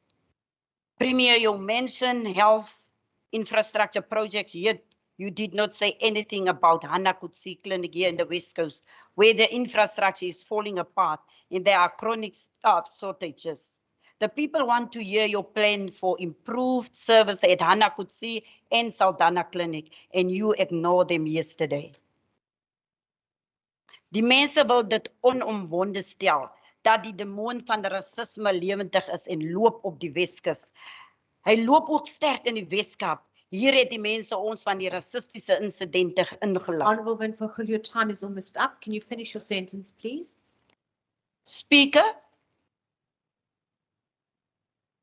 ek wil sê, ek praat van die premier praat van waardigheid. Meneer die premier, wat se waardigheid is daar in hierdie prentjie van die regering? Ek wil myself repeat. Premier of the elite, the disadvantaged, marginalized, poor and destitute masses in our province demand that you become the premier of all people in the Western Cape. I thank you. Thank you very much, Honourable Member. I now recognise Honourable Mbombo, who I think is online. Good afternoon, Deputy Speaker. Nkulumbuso yenjana koloni, utata Alan Winde, Somlomo, amalunga belekileyo endlu, abemi bentshona koloni jikelele, ndiyabulisa Huye More, specifically also for the West Girls. Deputy Speaker, so that I don't lose my network whilst I'm speaking, can I switch off the camera and then I'll come back when I'm closing? May I? You may proceed, Honourable Thank Minister. you very much. Thank you. Deputy Speaker, let me start by thanking the Premier for giving direction and hope to the people of the Western Cape. Indeed, we must push back against going back to normal, and we must push forward so that we can do even better. Premier highlighted as many things demonstrating this Western Cape government has done a lot since Akwenzeke, but there's still more to do. We are not that perfect. We strive towards perfection by being a capable government that promises less but delivers more. As I always say, Deputy Speaker, if IEC ballot papers can cross rivers, bridges, inqumla amathafa, iwela amaxethuka to reach out to a voter as far as Klebrand in the north, the Craig in southeast, Maritzburg in the west, Trace-Bay in the southern tip, Masphumelele, Ocean View in the south point, this government services is actually doing that. It delivers to everyone. We have to deliver to all. Now, Deputy Speaker, let me show you examples as highlighted by the Premier in regard to what we as the Department of Health is striving to see to it, what Premier has indicated. I want to speak on COVID response, on selected health services, on the infrastructure, and also tackling of social determinants of health. Around COVID, we are now 692 days on lockdown, which started actually it's about 2 years ago. The longest ever in a country where it has been placed on the state of disaster. This is not beneficial, actually, Speaker, for health either, specifically when we are not in the wave. Hint, healthy economy, healthy people.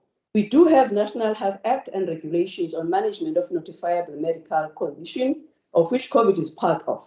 Let's get the ball rolling from personal health perspectives to amend these regulations, specifically for the health, which could take about less than 3 months. Other sectors must do same to accommodate other interventions that are outside the health space. Taking note, the World Health Organization has indicated that the world may pass the acute stage of the COVID by 2023 if we could vaccinate at least 70% of the population. Nonetheless, Western Cape government will be ready and are prepared for any other wave that may come. All 4 waves have taught us many lessons. Kaloku thina singaba bakha isibhedlele esinebhedi ezingamakhulu asibhozo sizakhe ngenyanga enye. We have developed systems for early warning signs to trigger response timelessly about anticipated wave. For example, the first warning, the yellow, when the health service demand within the 14 days moving average shows more than, for example, 50% increase in oxygen use for more than 3 days. Or when there's an increase in positivity rate for more than a week. There are actions recommended the health system has to follow. So are warning signs for the orange, pink, and red. For example, for the red is when we recommend restrictions. The country is in yellow as according to the evidence, and there are no restrictions that are recommended besides a constant messaging on the NPIs, vaccines, etc. Talking about the vaccines, Deputy Speaker, we have got a strategic focus and intent, which is threefold, listing it, promote equity. We have to ensure that community-level interventions are there so that we don't leave anti-SARAs behind when it comes to the vaccination. A targeted approach, which focuses on geographic areas with low vaccine uptake, where we have pop-up sites and the mobile services. Demand creation efforts, where we focus on the vulnerable age groups, specifically those who are above 50. And also now we're focusing also on the booster doses, social mobilization, and also to neutralize misinformation. You may recall, Deputy Speaker, some of the campaigns that we pursue, for example, the Jabs Before Joy, where we're vaccinating at entertainment and leisure platforms such as the club to target the youth. We're currently on the First Things First campaign, where we talk about a wise student knows their health status, focusing on tertiary institutions where we integrate vaccines to other non-COVID health services as a priority to youth in collaboration with the higher health. We had been to churches as Tlombeni, Sihamba namagqirha namaxhwele, Qhumisa impepho, sigonye. We've been at the forefront of ensuring that the vulnerable groups such as the homeless, street dwellers, sex workers, farm workers get the vaccines. Currently, we are innovating through our Vaccitex approach. We bring vaccines on wheels wherever you are, but making sure we are integrating these with the non-COVID health services. We've got this, Deputy Speaker, we've got this. Talking about the COVID, Deputy Speaker, other illnesses and health needs are not on holiday. Must move forward and open up health system. Vulimpilo campaign, which we initiated after second wave, was to bring back and escalate non-invasive health services such as immunizations. Sorry, Speaker?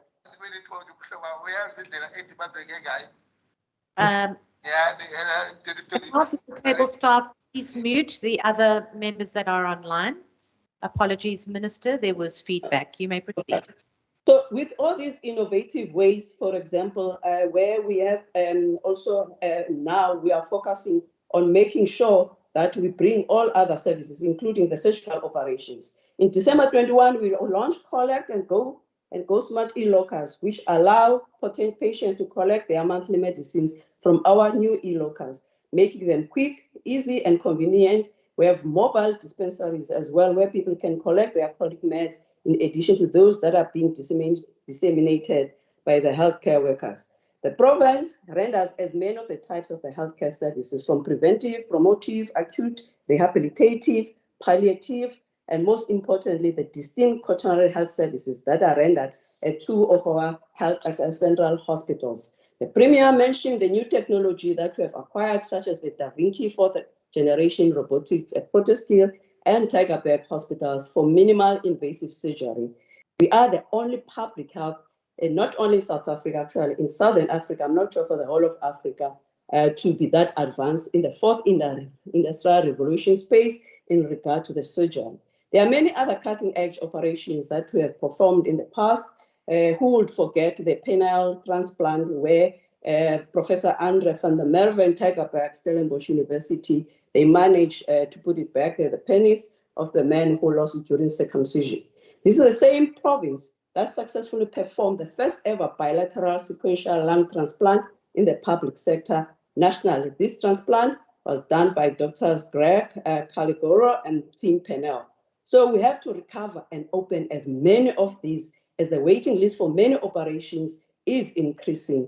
Some patients now come back with complications as COVID has taken front seat, whilst other services are in the back seat. Vula vula impilo Mzansi, we have to recover from impact of this pandemic. We've already launched the surgery recovery project at Provincial and also in other health facilities. Talking about the COVID, Deputy Speaker, other illnesses actually are not on holiday. We have to make sure that we bring them back, specifically now the mental well-being in our society. This is not only about clinical mental illness, but the total mental state of the community. Our staff as healthcare workers are also affected. We have many interventions to ensure that our staff journey to recovery and reconciliation. For community mental well-being, the Western Cape government has prioritized this through interdepartmental approach, and we have developed framework for this intervention. Poor mental health is not limited to people with a psychosocial disability only. Anyone can experience poor mental health when stressors become overwhelming. Our response needs to shift from pathologizing or over-medicalizing what we mean by mental health and recognize the need for both mental and also medical and community approaches to protect and nurture our psychosocial being. The necessary interventions shouldn't only be coming only from the health system. It needs the whole of the government. It also needs the whole of the society. This calls for an integrated and collaborative whole of society approach, of which I'll package more during my budget speech. Deputy Speaker, talking about the violence prevention unit, because I have to skip the other so that I respond also to some of the what the other members have indicated. Yesterday, Premier announced that there will be a dedicated violence prevention unit that will be established in the Western Cape Department of Health. This will be the first violence prevention unit to be established in South Africa, specifically within the health space. I gladly welcome this responsibility. As health, what lands in our shores is not only health problems, but socio-economic, cultural problems. This is what we call the social determinants of health.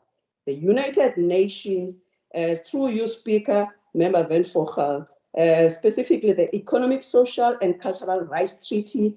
And if you look at the general comment number 14, it states clear that healthcare services alone cannot achieve and improve health outcomes. We must include the tackling of the upstream factors, such as the crime, violence, unemployment, poverty, inequality. You include water, sanitation, and all of those as part of a stepping stone towards tackling the social determinants.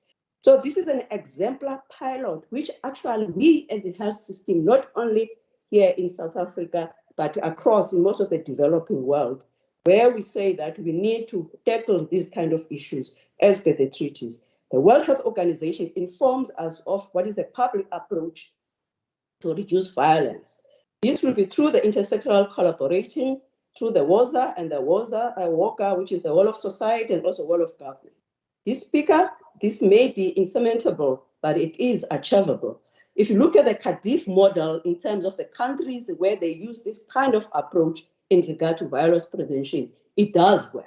Fortunately, we have got a system like the HECTIS, which is the emergency centers information system that could be able to take within 24 hours. You will know that in the Eastern, in the cases that go to the Helderberg Hospital, they are mostly more related to the blunt instruments in terms of the injuries to the blunt instruments.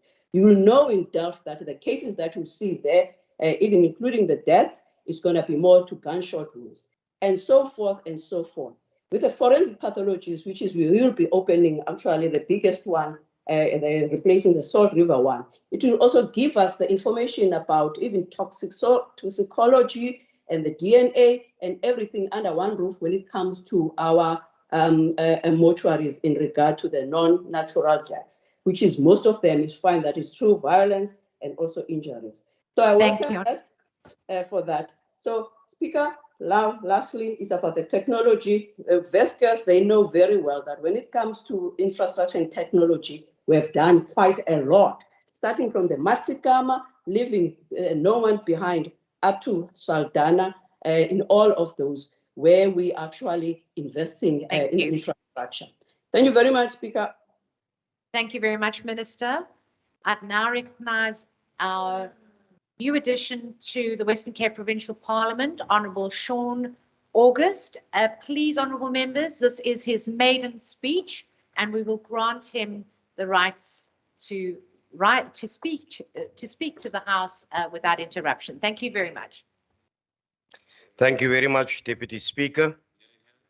Yesterday's the State of Province address paints a theoretical picture of a perfect Western Cape in a perfect world. We commend the Premier on the optimistic outlook and his success in colouring in or whitewashing out the grim reality that daily plagues the lives of the people of the Western Cape. We particularly welcome the announcement of 91 infrastructure projects, which will unlock capital investment to boost local economies, create jobs, and ultimately allow for our people to raise their standard of living. But if we are honest with ourselves and the people of this province, this is not a perfect world, and what we are currently experiencing are not a perfect conditions. We agree that that we cannot return to normal as COVID-19 completely robbed us of any sense of what the word means. Nor should we want to return to the normal of joblessness, exclusion, and inequality. COVID took much away, but has afforded us a precious opportunity to reset that which was crooked, skewed, unfair, and unjust. With regards to economy, today we are in Veldre Weskus, the heartland of the Bokkums and Cerebos. But what development has happened here to ensure the fisher folk optimize their skills and learn new ones to build resilient businesses? If it wasn't for SOPA 2022, would the eyes or ears of the Western Cape legislature ever reached these people? Reshaping the local government here requires greater state support, the leniency of patriotism. In the proudly South African brand, it requires listening to the exploring community-driven solutions. What measurable steps has the administration taken to achieve thus far? Deputy Speaker, the Premier has not mentioned much of farming. You have showcased us a black lady from Guguletu that has done wonderful work with regards to soup kitchens and assisting with COVID-19. I would have liked you to showcase a black farmer in Stellenbosch that's emerging, because we know that our black farmers are struggling to get into Stellenbosch, Franshoek. I would like you to showcase that, and not just soup kitchens, because we are tired of handouts.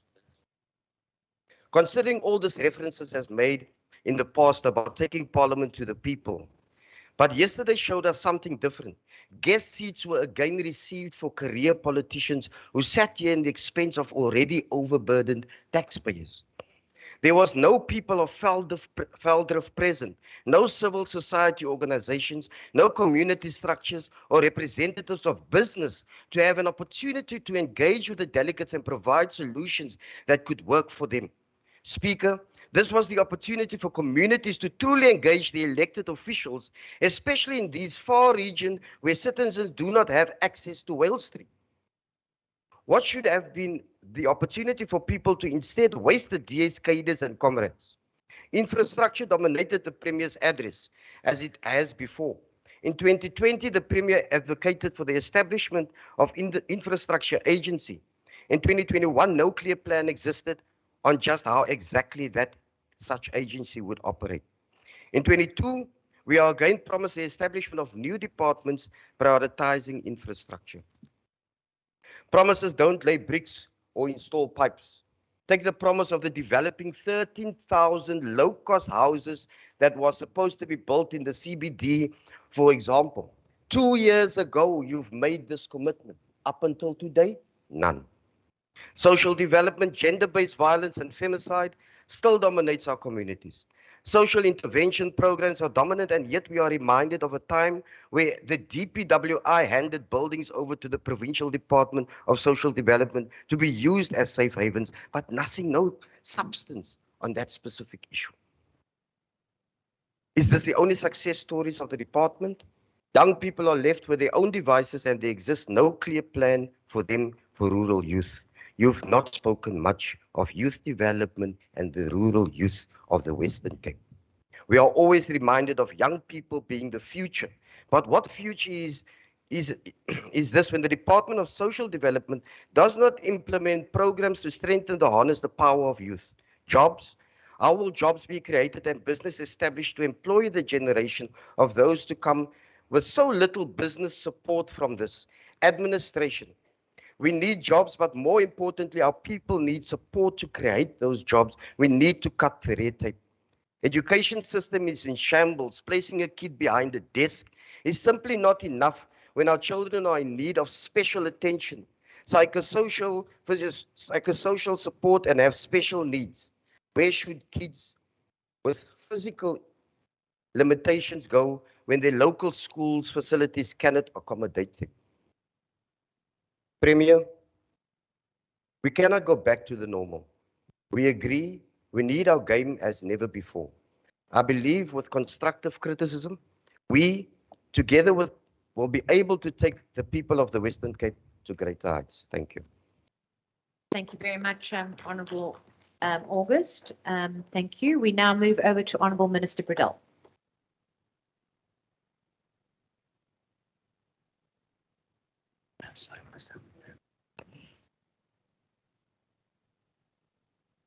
Honourable Premier, Honourable Speaker, Honourable members of the Provincial Parliament, Honourable DG, HODs, colleagues, ladies and gentlemen. Speaker, where the DA governs, things work.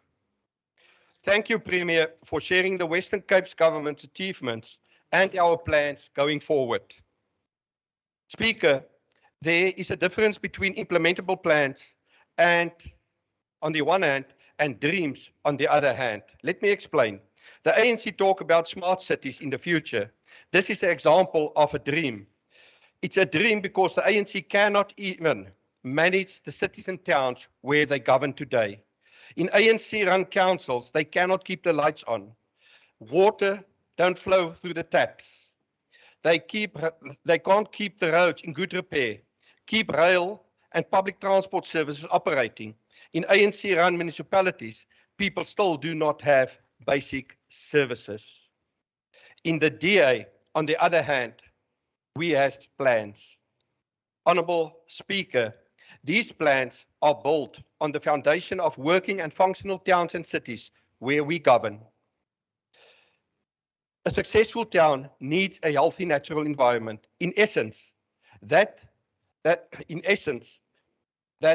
we find solutions and ways to manage issues such as climate change and rapid urbanization.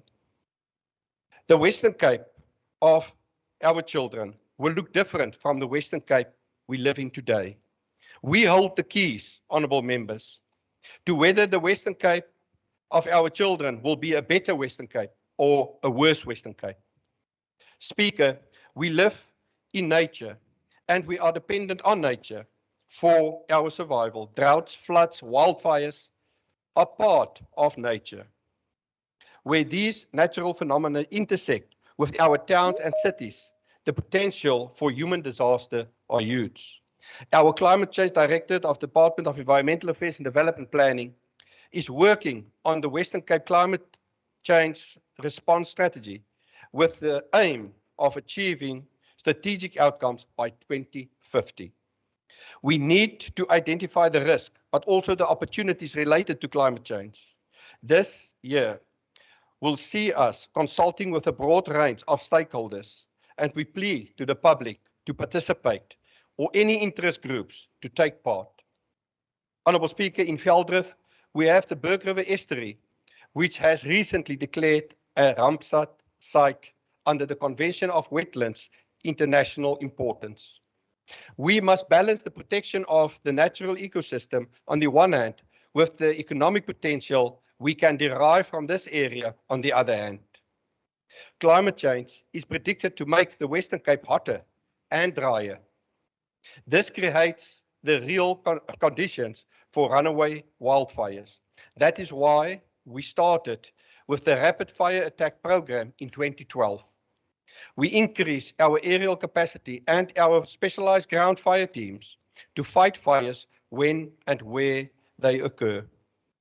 We have achieved a 90% success rate in managing wildfires within the first hour after they have been reported. We have since 2012 spent more than 120 million rand on this project. The Western Cape government has purchased 60 firefighting vehicles since 2014, which we have provided to our municipalities across this province. This is another example of the Western Cape government spending taxpayers' money to derive a much greater need to its citizens. This spending is matched by the firefighting units, and it has over the past decade prevented the potential and destruction of billions of rand of infrastructure, and even worse, the loss of lives of our citizens. Our Disaster Management Centre has also played a pivotal role in the Provincial COVID-19 response initiative since 2020. While on the topic of COVID, this pandemic destroyed the livelihoods of many of our people, and we saw the suffering firsthand. That is why the Department of Local Government is rolling out a 50 million rand project where we augment EPWP projects in our provinces, in our municipalities throughout the province. In this manner, we are putting food on the table of those who need it most, but we are also stimulating entrepreneurship and skills development in the process. The EPWP projects, such as cleaning up of our public spaces, alien clearing in our river courses, contributes towards an healthy environment. This, in turn, makes our towns more attractive for investment and further job creation. All 30 municipalities have submitted business plans, and the department will transfer the funds in March 2022. A total of 3,247 short-term jobs will be created in this process. Speaker, this 50 million rand is another good example of a DA-run government that spends money to the benefit of its citizens. This is in stark contrast to the ANC government that donates 50 million rand to Cuba for reasons no sane person can comprehend. Speaker, if the ANC is not making global donations with people's taxpayers' money, they are simply stealing it through a well-established network of corruption and cadre deployment. Julle party steel van die armstes van die armes. Speaker, it is time to revisit our current financial model of South Africa's government. Currently, our national government, which collects almost all taxes, distributes funds to provinces and municipalities via equitable share model. But here lies the problem. National government first funds itself and only distribute what is left to the provinces and municipalities. Our national government is bloated, ineffective, and too expensive to run. National government has no incentive to save or to delegate functions, while provinces and local governments are instructed to cut budgets and implement austerity measures. Nobody is doing the same on a national level. We all know the Zondo Commission have billions of taxpayers' money was stolen. Geld wat bedoel was vir arme mense. Om mense uit armoede uit te kry, is gesteel deur 'n nasionale ANC regering. But we have to pay for it at a local level. Do not for 1 minute think that the theft and looting has stopped. The only way to stop the wasting and theft of taxpayers' money is to close the tap at the top. Honourable Speaker, we want our fair share from the start. Give us our share of the budget before national government splurges on fancy cars and luxury hotels. Give us our share before they buy trains that do not fit on the rail or construct power stations that do not generate electricity. Give us our share before you make 50 million rand donations to Cuba. Honourable Speaker, we are seeing the complete chaos in some of our coalition governments formed after the recent local government elections. Let me remind our councillors that you are public servants and you're not there to serve yourselves. We cannot have councils that decide not to pay Eskom, although they are collecting electricity income from residents. Speaker, we are taxing people out of their homes because the national ANC government cannot work with money and because it has no respect for right-paying citizens. Population flow, on the other hand, Speaker, maybe our opposition should stop its focus on underhand deals in councils and start paying attention to where the people they must serve are living and or, more importantly, where they are going to.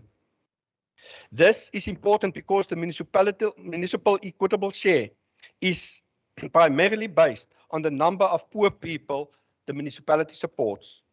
But the census only counts people every 10 years and community surveys only count people every 7 years. The result is that we are constantly providing services to more people than what the equitable share allocates to us. People move where they believe there are opportunities. That is why 110,000 people move to the Western Cape each year.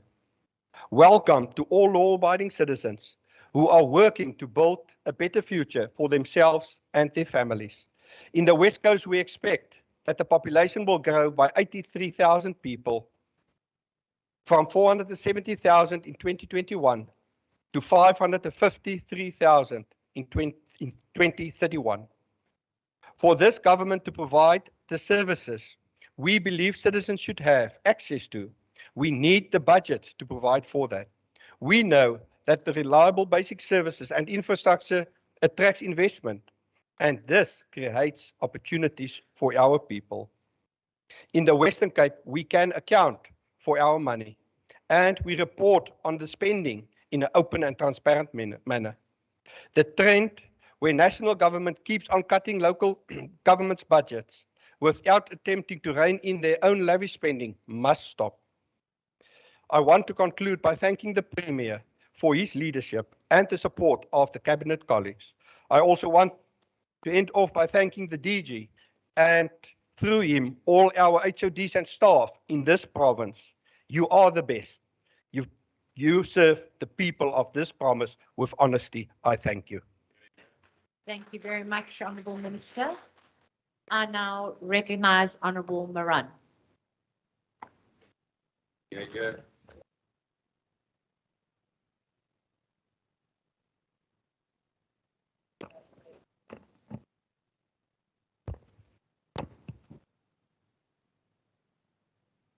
I don't start my time yet. I'm just sorting out things.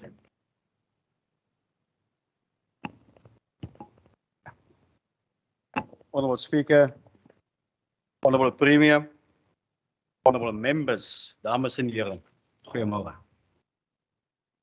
Vandag is vir my 'n groot voorreg om 'n toespraak te lewer aan lede van die Wes-Kaapse gemeenskap teenwoordig te hê.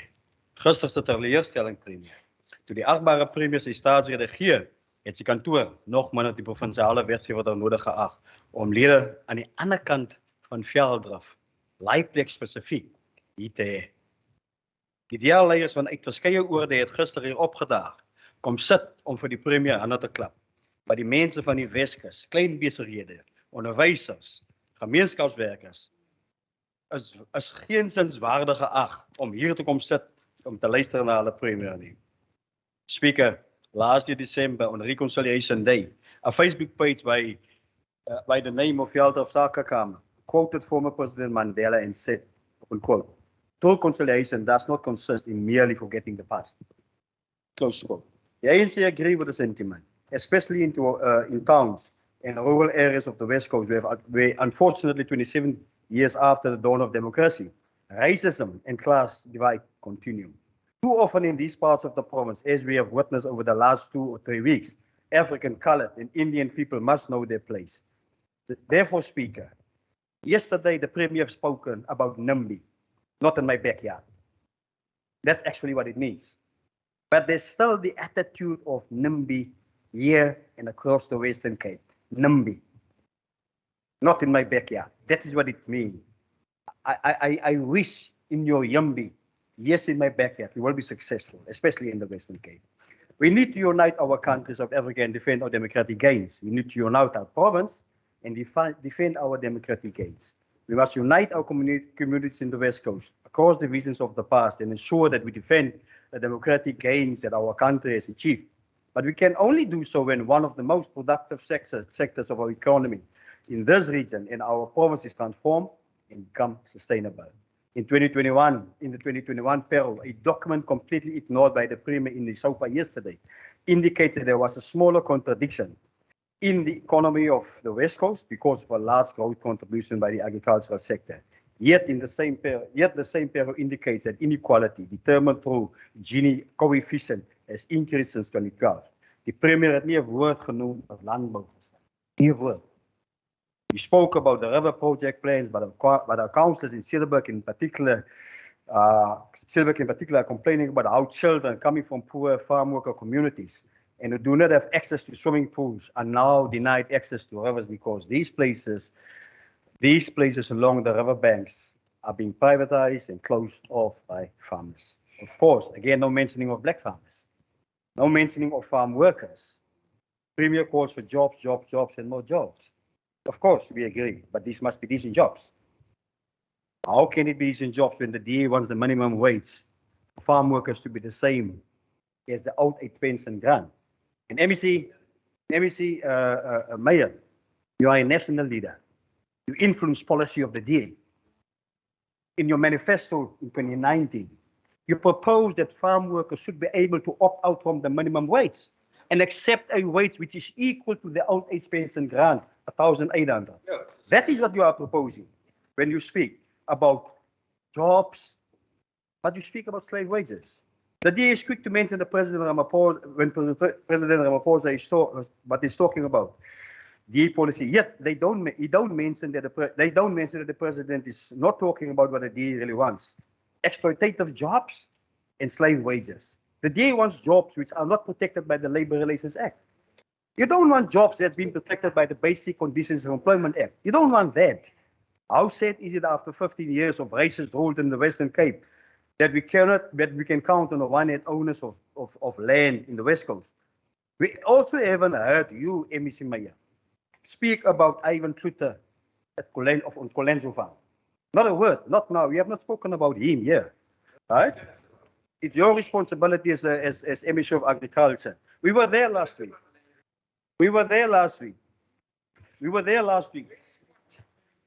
And you know, between myself and Ivan Kluter, there was some communication, not basically assisting the whole process. But we were there and we sorted it out, and we say that for the interest of you becoming successful, let's leave what happened in the past. We have dealt with that particular issue. I haven't heard you speaking about how you will assist that particular farmer. Maybe what you should do, because in that oversight visit, your department speaks in different tongues. Not sure whether they can assist or not assist that particular farmer. The farmer told us that next month that he's going to sell his sheep. You don't have a truck to transport this wool to Mamasbury. Focus on those particular issues and make sure that you assist those black farmers. The minister tweeted. The great Amilcar Cabral spoke and he said once, don't tell lies. Don't claim easy victories. Expose them whenever they are told. Expose them whenever they are told. Let me continue, Speaker. Obvious that they will object to the issue of not having the mandate dealing with the issue of land. But at the same time, you want to deal with police, which is a national mandate. Get your issues in order. Yes, deal with the issue of agriculture also. Speaker, the extension of the wall at the Clanwilliam Dam. Yes, wall of the water opportunity at the Clanwilliam Dam. Yeah, the Premier spoke extensively about the infrastructure and infrastructure development. But surprisingly, he left out important infrastructural agricultural opportunities brought by the Clanwilliam Dam. You must tell us why. The extension of the wall and water opportunities must ensure that we change the agricultural ownership landscape of the Western Cape, West Coast, and projects such as Ebenezer and Beerswater CPAs. Those ones must get first assistance. Speaker, the Premier is in a serious state of denial. Denialism about the realities of the communities and where they find themselves. In denial. Our people want title deeds, yes. They also want land. Like agriculture, not a word mentioned by the Premier on the grossly skewed land patterns in the Western Cape. The ANC welcomes the intervention by the National Minister of Human Settlements to hold the auction of public land in the city of Cape Town and the introduction of national policy in this regard. The ANC in the Western Cape Legislature, led by the Honourable Dartmoor, will be writing to all municipalities asking for an order of municipal owned land, also speaking to provincial and national governments so that we can advance integrated human settlements as well as agriculture, including urban agriculture. Speaker, we also commend our ANC comrades in Matsikama municipality for the initiative of Abalone Farms in Doringbai. Today, we are told that nearly 2,000 jobs are envisaged in the next phase of this project. We commend them like we commended Tiwaterstoof municipality, who awarded a 99-year lease agreement to black farmers, and obviously municipality are led by the ANC PA and Good Coalition. We must also hope that the motion that the DF tabled against the Deputy Mayor of Good, John Michaels, will not succeed. It will fail. Speaker, 2 years after SOPA and Mitchell's Plain, what can the DA administration show? How lives of the people in Mitchell's Plain have changed. A year after being in Genadendal, what can the DA administration show that it has done for the people of Oudtshoorn to empower them? Nothing. These so-called exercises to take SOPA to different communities were a clinical spin doctoring campaign. We're in Veldhof, Premier. And last week we visited a nature reserve called Roshopan. Not one single person from Veldrift has been appointed permanently there. On the doorstep, people are from Ceres, from all over, but not from Veldrift. They are good for EPWP posts, but not a single one of them employed permanently. After a year being in Genadendal, the ANC coalition and its partners can show a 99-year lease to empower our people. Speaker, the Premier boasts about the provincial safety plan. The reality is that the safety plan failed Jerobium van Wyk from Klaver. No special cabinet meeting were called like in the case of the Smith farmer that were killed in Stellenbosch 3 years ago. You know that you could find 5 million rand and dispatch R1 million to each district municipality. No cent could be found for the Klaver community that stays on the other side of the railway line. You have failed that boy. The safety plan failed Chadwell Rogers, a fruit seller in Paarl who was fatally shot 3 times from behind by 2 farmers. You haven't said anything about that. The safety plan failed the alleged victims of suspended MEC Fritz. Young women were placed in the MEC scare and it seems they were not safe. You can sift the chairs on the deck and create a new department of mobility, but the reality is that the safety plan has not protected the victim of feral pain. Pain continues to occupy his office and thereby his presence alone in that department intimidate witnesses in the department. The safety plan is failing small-scale farmers in the West Case who suffer from stock theft. The safety plan failed the 3-year-old boy who were brutally assaulted at Masi Patisani Primary School in Saldanha Bay. He was assaulted with pangas and sticks because safety in poor communities is not a priority for the provincial government and the provincial education.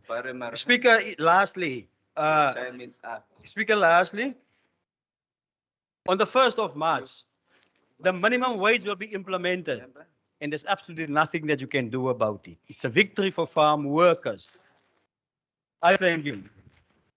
Thank you. Thank you, Maran. You must have your own watch there, you see, because that watch is going to help you. Okay, thank you. Thank you, Honorable Maran. Good morning, honorable members. I now recognize the honorable member Porter.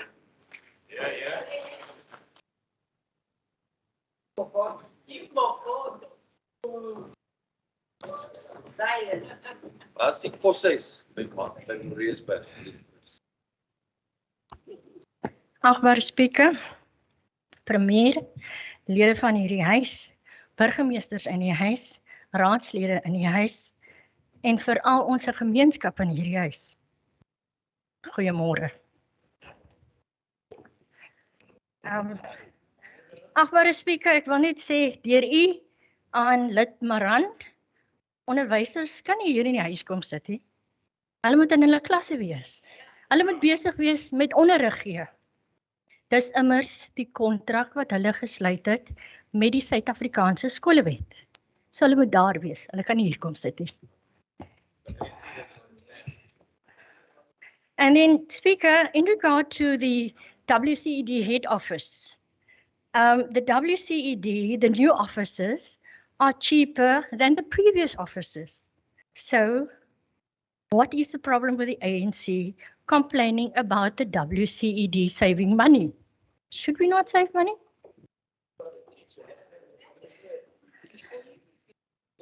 Last week, Speaker. Order, honorable members. Let the honorable member proceed.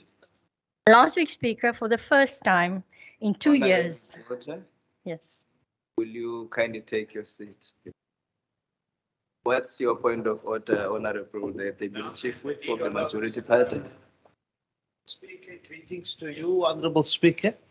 Mine is not a point of order. I want to ask whether our Honorable Chair of Education is willing to take a question on the issue of the office. Thank you. Thank you, Honorable Said.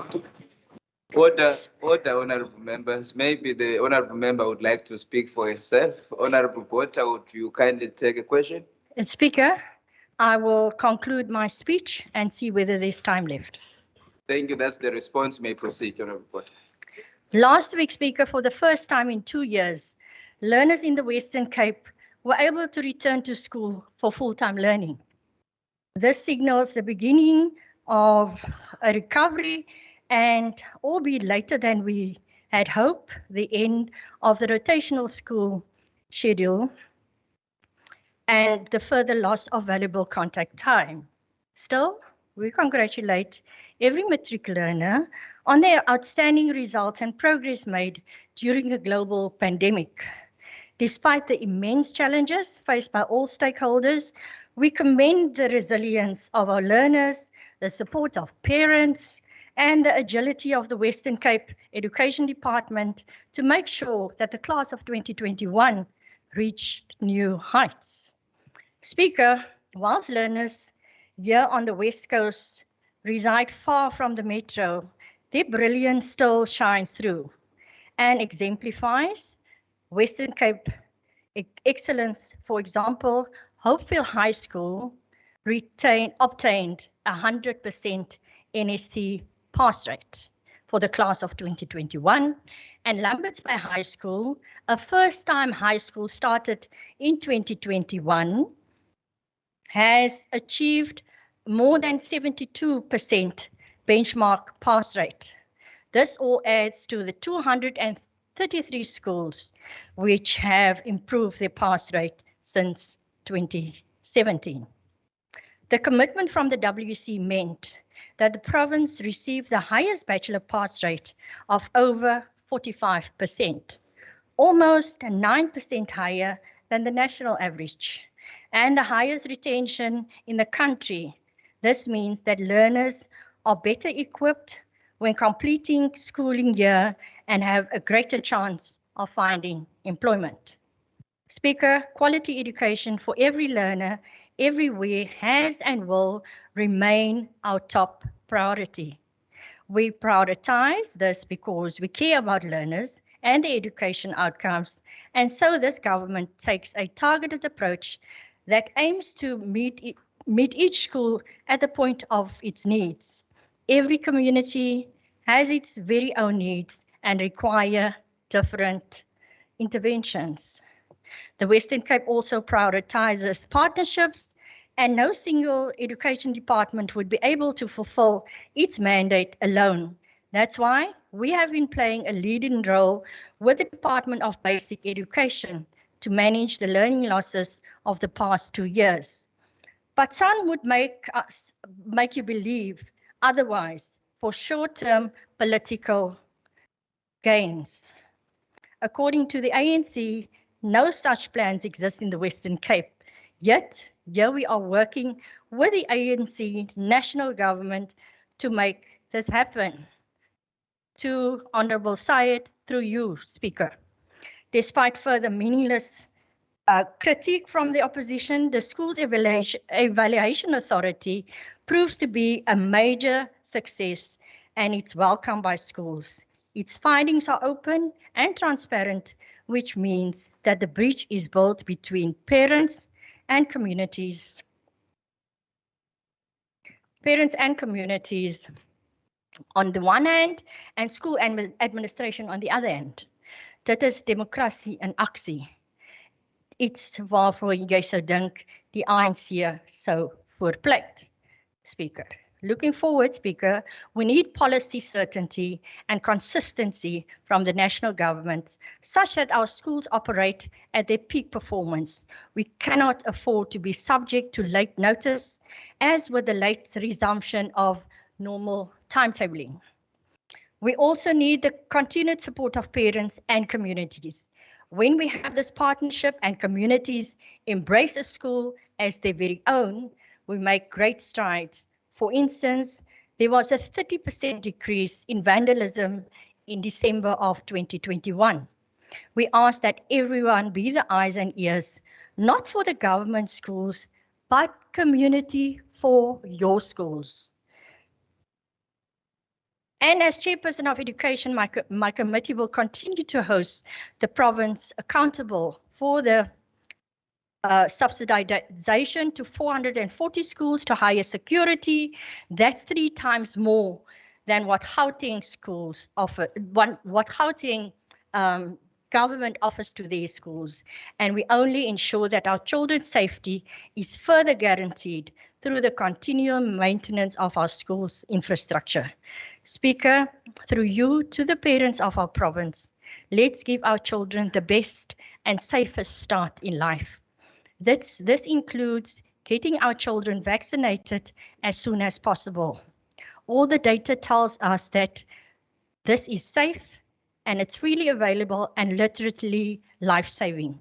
For us to get onto a good recovery trajectory, we need parents' support.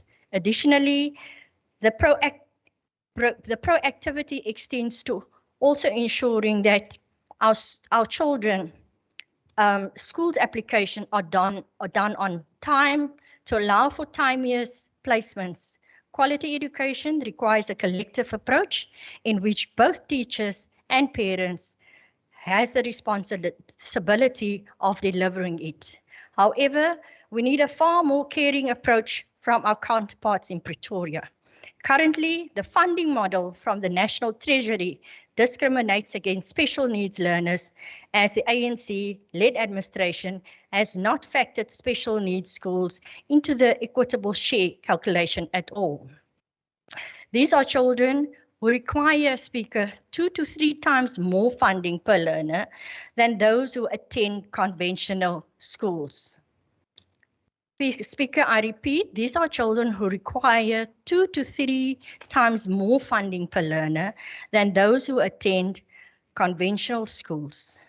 And I trust through you, Speaker, that the leader of the opposition will take this forward. One such example is that of Graafwater Special School. Before the 2020, it previously operated like any other public school. But after extensive public consultation, including meetings with community, yes, I know you would differ, but the minutes would show, which are well documented, the WCE made the right call to convert the school to a special needs school. Now the school serves 187 learners. Speaker, please, can you protect me? I did not make any sound when they were speaking. Order, honorable members, you may proceed, honorable Botha. Now the school serves 187 learners and is tailored to offer quality education that leads to strong prospects for employment. Notwithstanding the pressures of COVID-19, the school was also able to provide essential extracurricular activities to its learners. Speaker, I wish to remind members of the House that political opportunism doesn't constitute oversight. Every year, we witness a sea of inaccurate statements flood in. Allow me to dispel myths and state facts. As we speak, enormous strides are being made with learner placements in the Western Cape. The most recent figures that we have is that 874 grade 1 and 8s are unplaced. And this must have some down further, sorry, Speaker. And I recognize as the chairperson for the Standing Committee of Education that the catch-up for these learners, Premier, is going to be valuable because we are already a month in this new school curriculum year.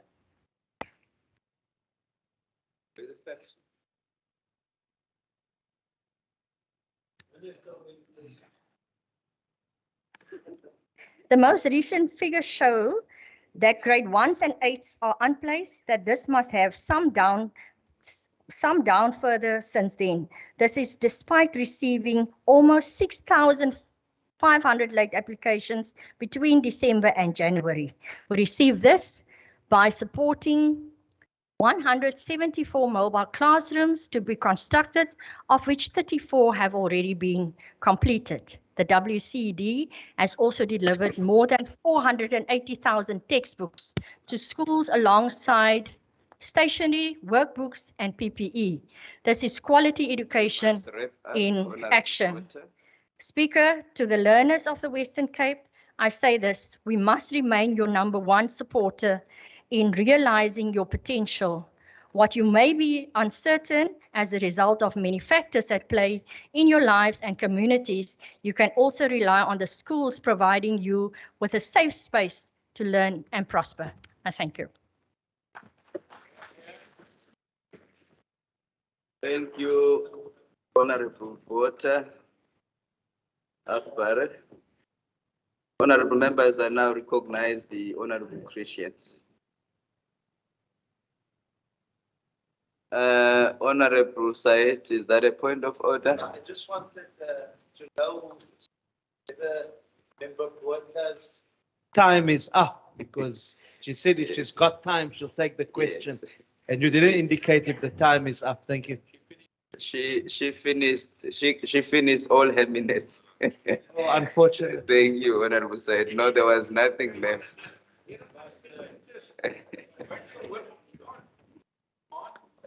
Honorable Christians, you may proceed, sir.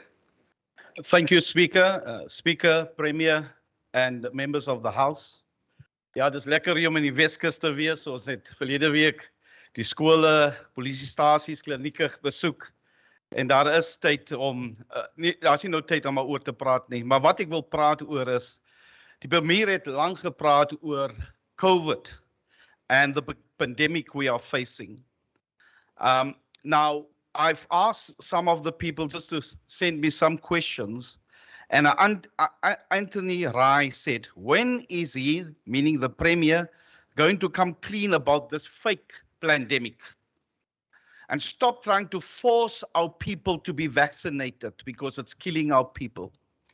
Mr. Dalman Cookson asked, what is the Western Cape government official view on mandatory vaccinations in the public discourse? Why are our children being coerced and forced to be vaccinated at our schools? Speaker, as you know, the ACDP took the national government to court to the rollout of ivermectin. We won.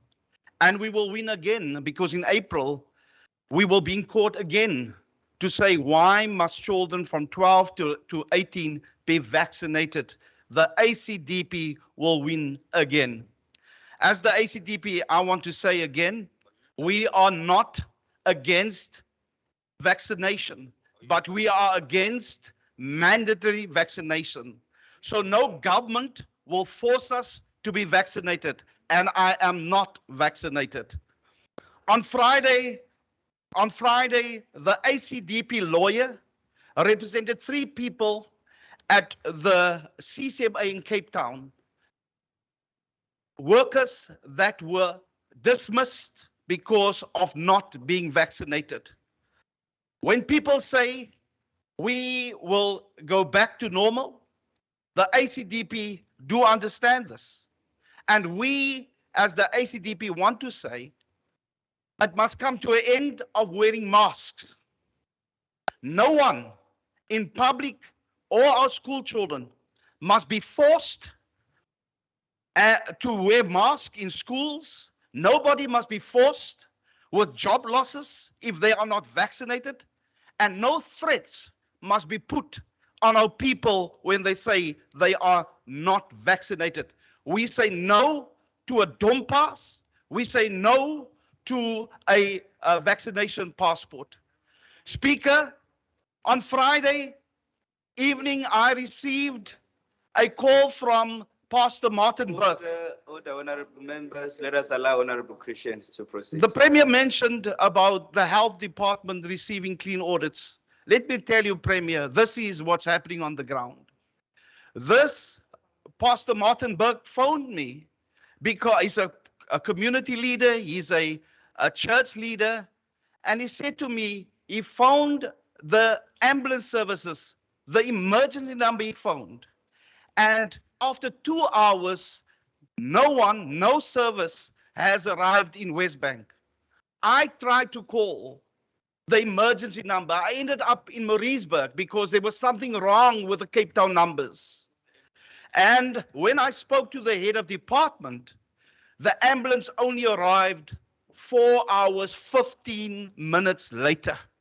This is happening on the ground, and there's many incidents where I can say what's happening on the ground. Let me say what's happening further. So that is pandemic number 1, the failure of the health department. Pandemic number 2 is the failure of the education department.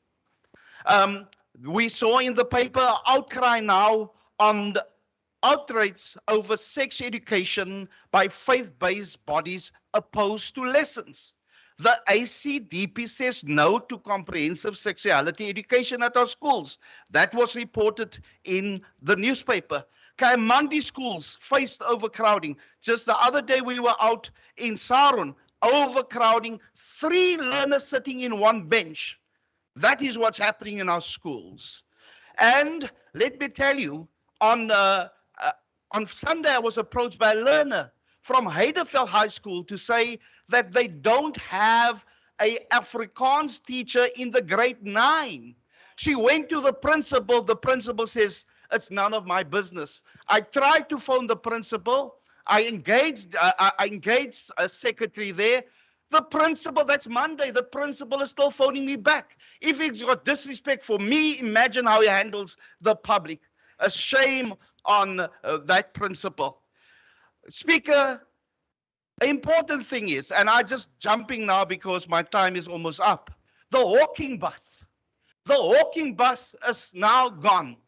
Under a member, Marie Winger, we went, when she was community standing committee chair, we went to walking buses and it worked for our communities. Now I see the new mayor of Cape Town say no walking buses. It was implemented under MEC when he was MEC for safety, community safety, Dan Plato, and further rolled out when he was mayor. More than 5,000 people receiving stipends from the walking bus is now put on the hunger list. Is now put on the unemployment queue. I'm asking as the ACDP for the walking bus to come back. We want our community safe. We're asking for the resources of our neighborhood watchers and not spend all the money on your LEAP officers. The solutions is in our community safety forums. Our solutions is in our neighborhood watchers, and that is what we're calling. I thank you.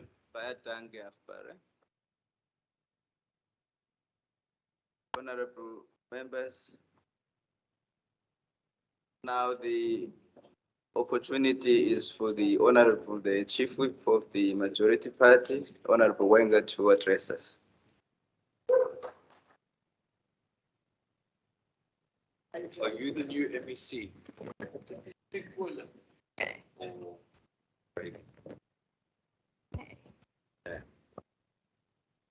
Speaker, from our visits to the Weskus last week, we know that citizens want answers, action, and delivery. The announcements made by the Premier yesterday gave us an enormous amount of optimism and hope for the future. It is clear that the Western Cape is a government that gets things done, with a skilled delivery team and clean, innovative, accessible government that has the citizen at the heart of everything it does. This government wants to create a province where every person, you, and you, can prosper. But Speaker, how can a government create hope, peace, and prosperity?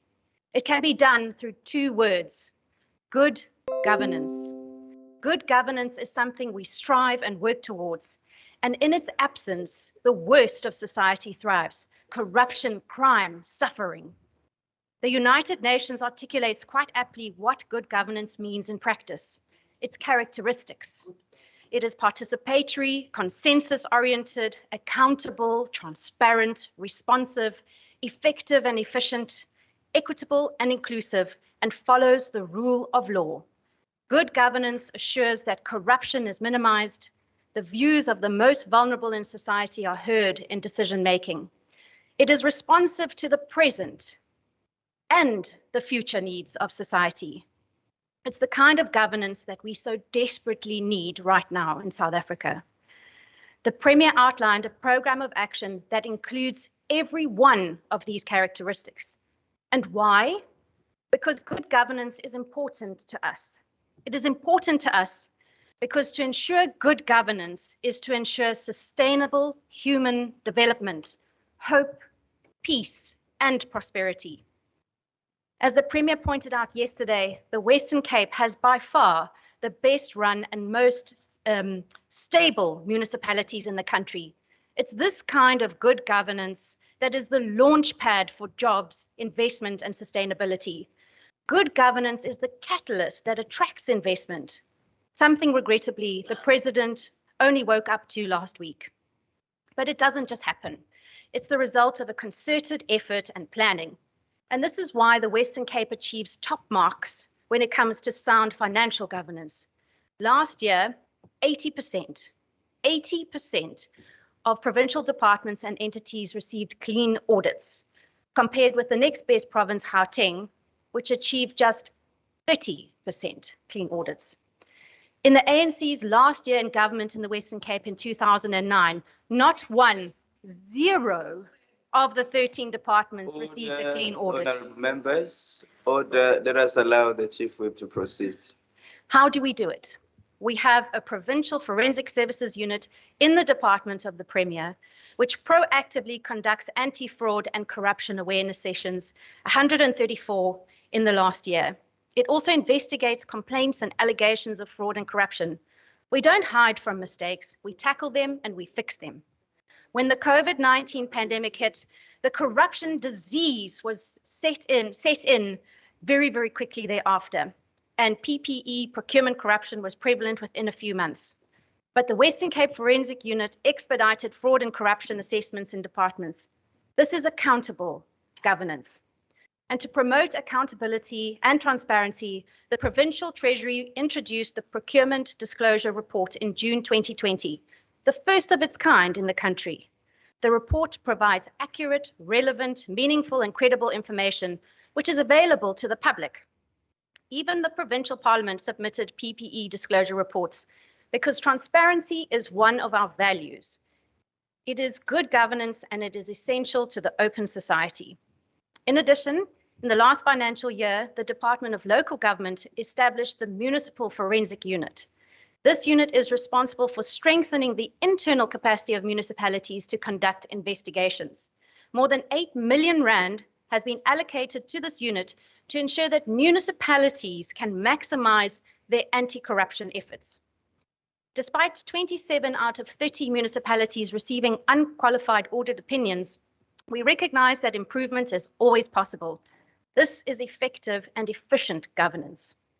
By contrast, the national government could do with a little more good governance. State-owned enterprises have been given a mighty dose of transparency as the Zondo Commission reports into state capture have put them into the spotlight.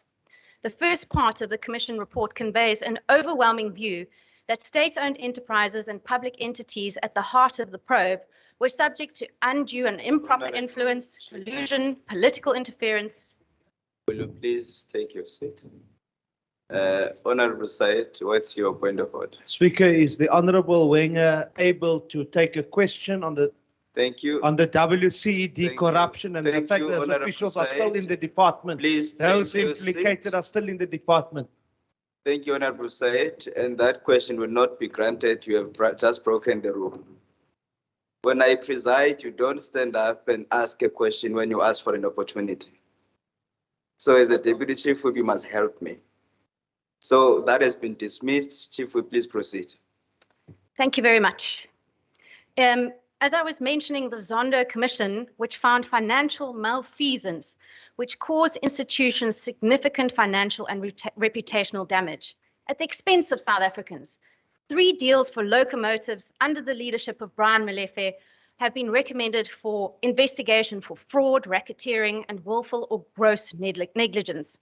Transnet is alleged to have irregularly awarded 41 billion rand of contracts to companies linked to the Guptas and their associates. Current and former ministers such as Gwede Mantashe, Malusi Gigaba, and former ANC Premier of the Western Cape and member of this House, Lynn Brown, have also been implicated in this report. SAA, 28.5 billion rand in kickbacks. Eskom, incompetent and unethical management at Eskom have been the epitome of bad governance. Bad governance seeks to enrich itself and disregard the citizen. Millions spent with no benefit to Eskom and by extension, no benefit to South Africans. Meanwhile, the ANC's investment arm, Chancellor House, bought 25% of Hitachi, which conveniently won the contracts to build Eskom's boilers. reportedly, the ANC's Chancellor House received $1 million in success fees, but the citizen has not benefited. Instead, we have expensive electricity that is unreliable and where load shedding is normal. It should never be normal. The real tragedy is what this disaster means for the people. Wits economics professor Yanni Rousseau estimates that the country could be 25% larger if it were not for load shedding. This equates to a cost of 1.2 trillion rand in lost economic activity, which directly contributes to crippling unemployment. Bad governance at work. With the ideals of good governance in mind, participatory, consensus-oriented, accountable, transparent, responsive, effective, and efficient, we need to end the state of disaster. Democratic societies are founded on a social contract. Restrictions such as the again extended disaster management regulations have put rights on hold, and despite all the best scientific, medical, and financial data pointing against this. The Pandemic Backsliding Project tracks countries' responses to COVID-19 and their potential effect on the overall quality of democracy within the country. According to this index, South Africa has recorded major violations of democratic standards. This is why the state of disaster must end. Our democracy asks this of the national government. We need a clear understanding of the national government's pandemic strategy and end goal. The national government will need to take South Africans into its confidence and tell us, what is the plan? A recent Danish study of almost 500,000 people found that a key measure of how well citizens adhere to social prevention practices and vaccine uptake is first, the level of trust in the government's pandemic strategy, and two, the clarity of information regarding the strategy. If we have accountable, transparent, and effective plans from government, citizens will do their part. At the end of the day, we can debate across the political and philosophical divide.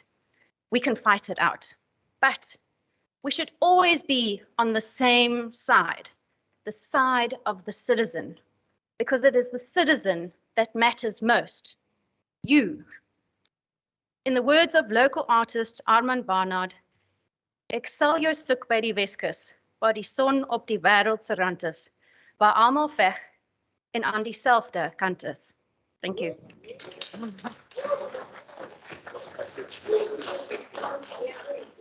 Thank you, Honorable Chief Whip. Honorable members, I'm now recognizing the Honorable Mare Akbare.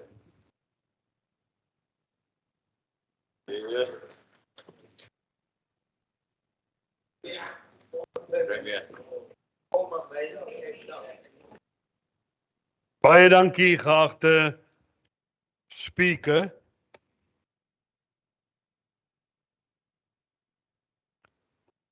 Speaker, honorable members, Premier, let me today be the voice of reason and unity. We are gathering here today against a backdrop of our country slipping into a black hole of unparalleled corruption, lawlessness, poverty, and at national level, political ignorance. Oud-president Nelson Mandela, wie ek die voorreg het om 'n hele paar keer te ontmoet en 'n gesprek te voer, ek wil hom aanhaal toe hy ingesweer was as president. Dit was sy woorde. The time for the healing of the wounds have come. The moment to bridge the chasms that divide us has come. The time to build is upon us. Let's stop and ponder the significance of his words. The ANC consists of people, but all people are not guilty of corruption merely because they're members of the ANC. They are good, brilliant men in the ANC, but they haven't been given the opportunity to show their worth. Let's face it. Madiba also said, and I quote, Families who live in shacks with no running water and electricity and sanitation are a reminder that the past continues to haunt the present. Metro Mayor Hill Lewis, he was here yesterday. I was hoping he would be here to hear me tell this to him. This warning, next time that he cut the people's water to poor households, he must remember Madiba's word that stripping people of their dignity while changing names of government departments will not improve their situations, Premier. We need a new mindset. We need a total commitment of the whole Western Cape cabinet to eradicate poverty. Make poverty eradication an integral part of all ministries and government departments, and they must report directly to your Premier who appointed you. Not committees, the Premier must report to us on what his ministers has done to eradicate poverty. The Premier obviously is very dedicated and hardworking, and I've frequently complimented on him. But Premier, your success will ultimately be measured not by how hard you worked, but your success of having eradicated poverty, created jobs, and putting the Western Cape on a sound economic footing. We need a Ministry of Law and Order, not the Ministry of Community Safety, because unless we have law and order in the Western Cape, we can never have a safe community. Even criminals and murderers feel safer than law-abiding citizens. But they abhor law and order. They like the community safety because even criminals is part of the community and they feel safe. They've guns, so they can feel safe. They have knives, so they can feel safe. But the poor man in the street is never safe. We need law and order. Die kennis is oud President Zuma. Het 100% immunity aan ooit tronk toe te gaan. He's even better than COVID recoveries.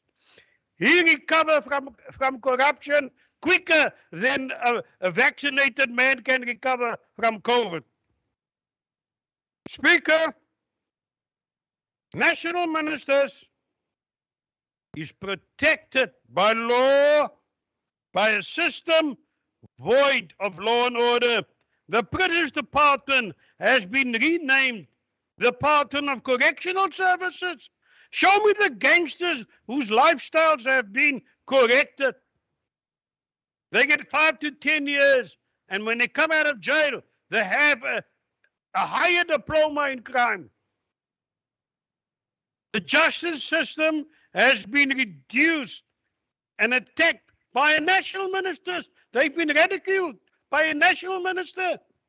And while they're doing this, our president talk about his new suits and where he bought the suit, and he doesn't give attention to a minister has actually gone against the very man who appointed her, and she's free. Please, Honorable Murray. Okay, I'll have to skip a lot of pages. We need more authority. We need in the Western Cape more power. Then that Premier will deliver. But every decision he makes can be made void by national government. We do not have autonomous federalism. We need those powers. Then you will see results. The Western Cape can be likened to a man whose house is run by his neighbor, and even his wife belongs to his neighbor. Thank you very much.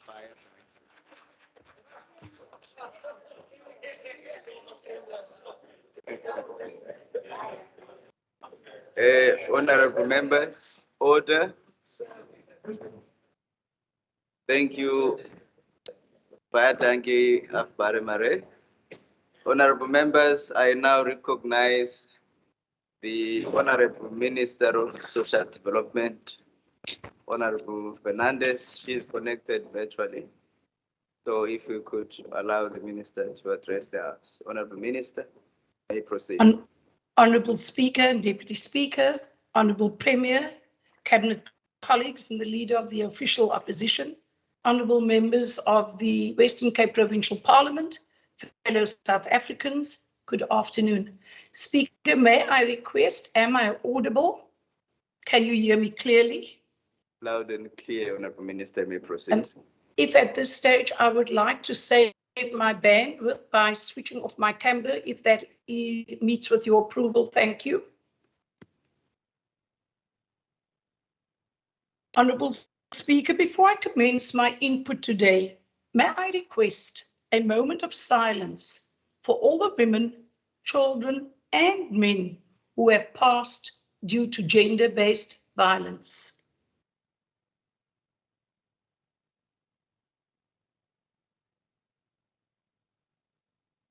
Thank you, Speaker. Honourable Speaker, the fabric of our society is broken. Communities are soaked in trauma, loss and grief. Poverty, unemployment and mental health are key challenges that have emerged since COVID. However, we must recognize that South Africa was in a technical recession and in the grip of state capture before COVID arrived. Under the capable leadership and guidance of Premier Alan Winde, we have established a recovery plan and remain steadfast in addressing the plight of people who remain in poverty, desperate for employment, the vulnerable families and individuals seeking social welfare services, and a range of services for women and children who have become victims of interpersonal violence, especially gender-based violence. Honourable Speaker, the scourge of gender-based violence has indeed reached crisis levels, not only in the Western Cape, but worldwide. Just recently, one of the members of the Provincial Cabinet was suspended based on allegations of sexual misconduct against young women, which is now the subject of an independent external investigation, and which has raised much focus in this debate today. Honourable Speaker, I stand as a survivor today. I was molested. I was filled with guilt and shame. I never spoke out. I only spoke out. I only found my voice when the perpetrator died. It is in this context that I appeal to the House to acknowledge the courage and bravery of all those who have found their voices. It takes courage to find your voice, and you require support. And I would want to ask everyone to allow this process to continue so that the victims, perpetrators, whoever it might be, is not traumatized or even experiences secondary trauma. But we must acknowledge the courageous acts of individuals who have found their voice and stepped forward, yet allow the process to continue. Gender-based violence remains a significant issue in the country and province, as more women were reportedly raped between April and June last year. This was during the hard lockdown, when sex-related crimes increased by 74%. Risk factors such as interpersonal violence, limited access to economic opportunities, which I shall come back to, resulting in poverty and unemployment, alcohol abuse, and patriarchal gender norms contribute to gender-based violence, and therefore requires a whole of government and a whole of society approach to address these drivers of gender-based violence. Honourable Speaker and members of this august House, I wish to reiterate that every woman or child that falls victim to violence is one too many. And in this last week, I have been deeply traumatized by the many reports that have come through of violence taking place affecting our women and children. As a government, the very institution entrusted with the protecting of citizens, we need to lead from the front if we are to stand any chance of eliminating the scourge of gender-based violence taking place on our watch. Honourable Speaker, as a caring government, the Provincial Department of Social Development has made significant strides in its effort to fight gender-based violence. Last year, we became the first and only province to have completed the refurbishment of all 6 properties transferred by the National Department of Public Works and Infrastructure to be used specifically as safe havens for women and children in rural areas. Honourable Speaker, just last week, I conducted follow-up visits to some of these centres, and I can confirm that they are fully operational and providing the much-needed care and support to victims of gender-based violence. In addition, the department was tasked to coordinate the development of a Western Cape government implementation plan based on the National Strategic Plan on Gender-Based Violence and Femicide. We have established a Western Cape Government Transversal Gender-Based Violence Forum, which meets monthly, and this has happened for the last 14 months.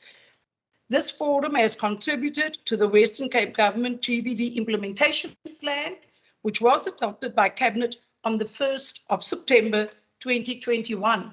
We are the only province I know of to have achieved this milestone. For the first time, Honourable Speaker, all Western Cape government departments has provided details of every gender-based violence activity taking place across this province, from Mitchell's Plain to Maritzburg, from Klaver to Klaverstroom.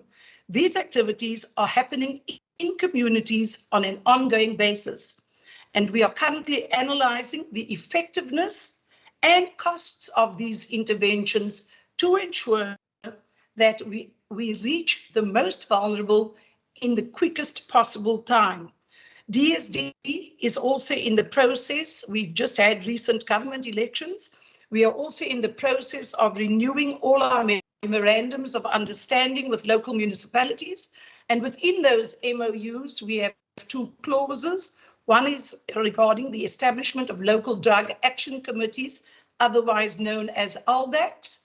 And the other one, which we are focusing on, is gender-based forums within municipalities, because gender-based violence happens in homes, on the ground, in municipalities. Honourable Speaker, I wish to thank all our stakeholders who assist us in combating the scourge of GBV in communities. We have hosted webinars with shelter staff and partners. We have met with and maintained close working relationships with the National Women's and Cape Flat Shelter Women's Movement, amongst others.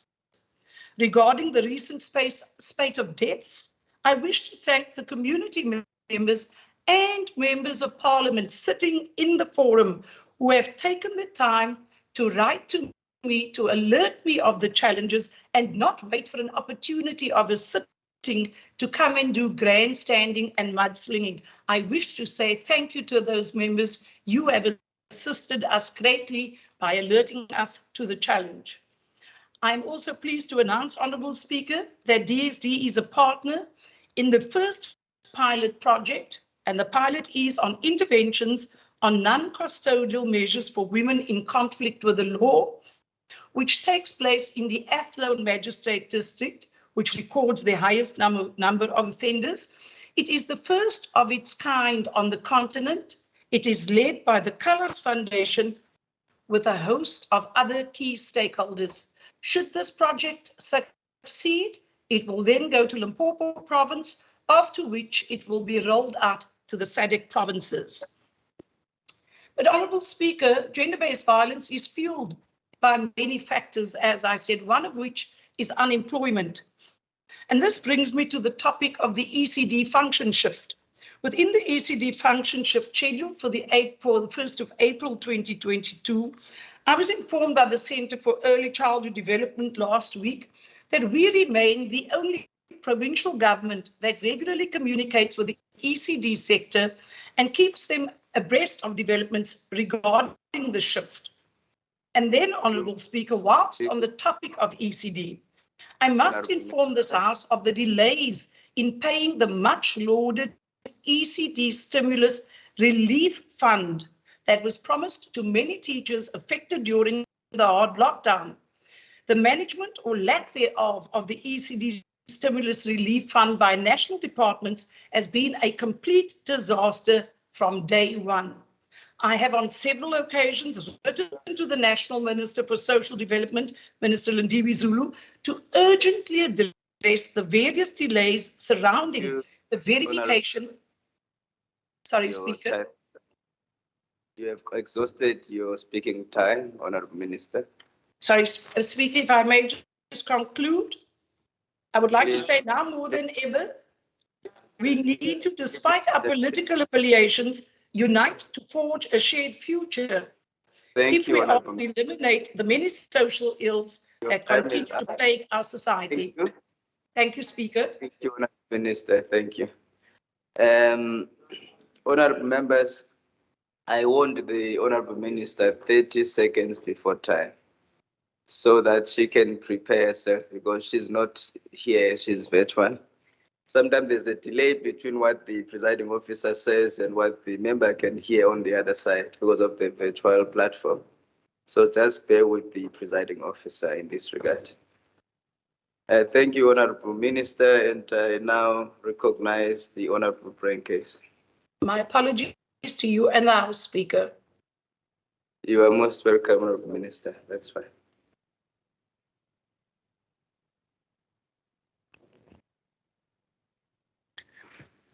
Bismillahir Rahmanir Rahim. Honorable Speaker, Honorable Premier, honorable members, residents of the Western Cape. The Al-Jama'ah remains very skeptical of the Western Cape government's grand plans to create jobs, create safety here in the Western Cape, and to keep the Western Cape in well-being. Quite an interesting plan, considering there is nothing new to it. And for the past few years, the Western Cape failed to implement effective methods to eradicate crime, to create jobs, and to put the well-being of its residents first.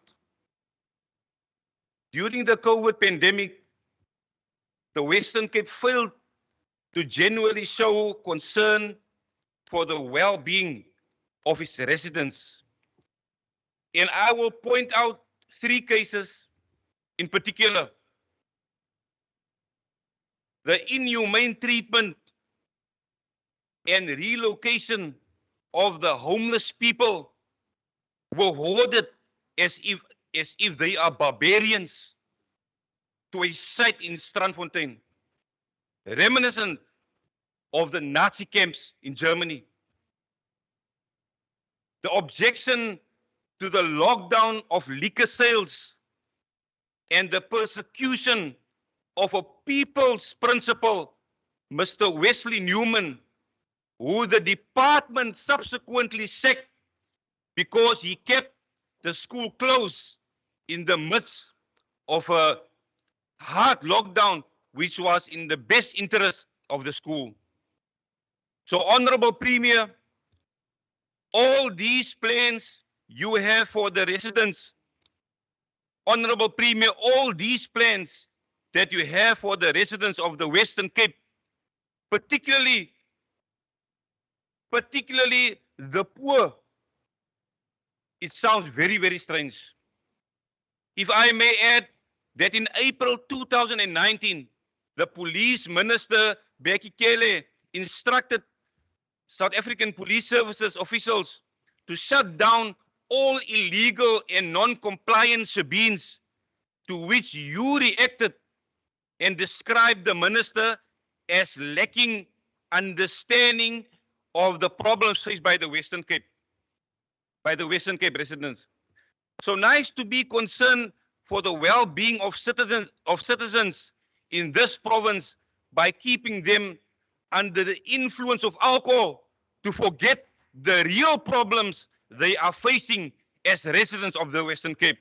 Honorable Premier, your plans, which you describe as great innovation, is outdated. You need to introduce new and effective strategies as the province is failing its citizens, mainly the poor.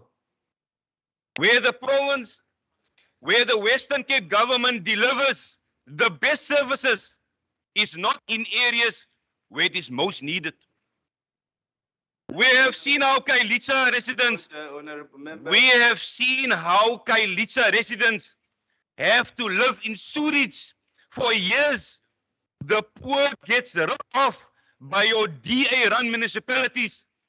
Thousands of learners on the Cape Flats and in the townships are not yet placed in schools.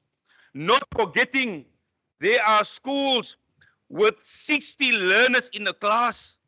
Let me remind you, Premier, we are still in a pandemic. So where is the concern for the well-being of our learners, the learners on the Cape Flats and in the townships? In terms of the standing rules, you must address the chair. You may proceed. Thank you, Speaker. The province needs to build new schools, which should be a priority. Providing mobile schools should not be seen as permanent measures. Children need stability in their education. You are talking about creating safer communities. Before I forget, please tell the residents of the Western Cape, of the province, whether your community safety MEC or former MEC Albert Fritz has been suspended with pay or without pay. The residents of the Western Cape have the right to know that is he enjoying a paid holiday. We call on the province to fully embrace the fight against gender-based violence. This has also become an pandemic. I thank you, Speaker. Thank you, Honorable Brencase. You were within your time. Honorable members, I now honorable members. I now recognize the Honorable Minister of Transport and Public Works, Honorable Mitchell, who is also joining us virtually. So I am going to request, honorable members, I am going to request that we pay attention to the system, the virtual platforms. Honorable members. Okay, then I will let you proceed until you are done. You're doing well, Honorable Bagu Force. Thank you. And Honorable Minister Pridel, Bayadanki, Akbar. What I was saying, Honorable members, is that the Honorable Minister is joining us virtually, and therefore we must just be circumspect of the rules of the virtual platform. No heckling and no disruptions or commentary, running commentary to the member in terms of Rule 40. Honorable Minister, you may address the House. Thank you very much, Honourable Speaker, and good afternoon to all the members. Honourable Speaker, with your permission and indulgence, would it be in order if I switch off my camera? It is in order, Honourable Minister. You may proceed. Thank you very much, Honourable Speaker. Honourable Speaker, Honourable Deputy Speaker, Honourable Premier and Cabinet colleagues, Honourable Leader of the Opposition and leaders of opposition parties, Honourable members of the Western Cape Provincial Parliament, the Director General and other officials of the Western Cape Government, citizens of the Western Cape, and in particular, the citizens of the West Coast. It gives me great pleasure to participate in this debate on my first State of the Province address since being appointed as the Minister of Transport and Public Works in the Western Cape. Honourable Speaker, I'm sure that the honourable members will allow me the luxury of commenting briefly on what a challenging but yet exciting journey this has been, despite my having previously been the chair of the Transport and Public Works Standing Committee. Honourable Speaker, in his recent book, 10 Lessons for a Post-Pandemic World, the visionary global thinker Farid Zakaria, in stressing the need for quality in government, writes the following, almost as if he had the ANC national government in mind. I quote, "Simply enlarging the size of government does little to solve societal problems. Good government is about limited power but clear lines of authority. It's about giving autonomy, discretion, and the ability to exercise own judgment. It requires recruiting bright, devoted people who are inspired by the chance to serve their country and earn respect for doing it." Close quote. Speaker, how different this vision is from our experience of more than a quarter of a century of a ruling party which rewards ANC loyalty above competence and which, as a result, recycles some cadre members. And so it is governments at all levels limp along, incapable of addressing the needs of their citizens. For example, Speaker, no water, no electricity, no jobs, little dignity, but lots of frustration, anger, and poverty. And Speaker, there's no need for this to happen. Speaker, in the time left to me, I want to briefly provide this House with just 2 examples of how different things can and will be done by a government concerned about the quality of services delivered, the judicious use of the limited funds available, and clear planning and management. Speaker, just over a week ago, I had the pleasure of hosting the Premier, my Cabinet colleague, Minister Simmers, the City of Cape Town, and various role players in the human settlement field to the handing over of keys to the very first families to move into social housing accommodation at Conradi Park. Speaker, it was indeed a special occasion and celebrated a development which took vision, courage, determination, and excellent management to bring it to the point where deserving citizens could have access to homes. Speaker, while the Premier highlighted various aspects of the Conradi Park development, I want to stress what the successful rollout of this says about the capacity of a capable government. Speaker, the better living model, with its focus on an integrated space in which people can live, work, play, and learn, had to be conceptualized from scratch. This is not a drop in a replica of a development existing elsewhere. New thinking, Speaker, about the relationship between government and the private sector was necessary, as well as new ideas about funding models. Speaker, this took drive, innovation, leadership, and required various departments in the Western Cape government to work together and to cooperate with other spheres of government and state-owned entities, believe it or not, such as PRASA. Speaker, this government has the capacity and the willpower to make things happen. Speaker, once approval has been given by the national government for the new standards impacting on financial viability, we can proceed with both the Founders Garden Artscape precinct and the Leeuloop developments, of great significance for the availability of social housing in the CBD of Cape Town, to the Leader of the Opposition. Speaker, I want to move on to the Blue Dot pilot project. As mentioned briefly by the Premier in his address yesterday, Blue Dot, Speaker, is a landscape-changing partnerships between the Western Cape government and the minibus taxi industry in the province. It is a demonstration of what can be achieved in the service of our customers, the commuters of this province, who have had to suffer substantial transportation challenges in the recent past as a result of the failure of the nationally owned and run rail service. Speaker, Blue Dot is unique in providing an incentive to taxi owners and drivers to improve taxi performance. The participating vehicles have trackers installed and performance is measured and recorded by a system developed by the department, one that extends the capacity of the department significantly. Speaker, Blue Dot empowers our taxi users to rate the performance of the driver and the safety of the vehicle, and even puts other road users in a position to rate the performance of that minibus taxi. These ratings, Speaker, influence the incentives that drivers and operators receive and places a considerable influence into the hands of our people. Speaker, in addition to The program has led to the establishment of 9 regional companies, which is a critical step in the formalization of the minibus taxi industry. Speaker, the program has trained over 1,500 operators and drivers to date and has received over 26,000 ratings from members of the public.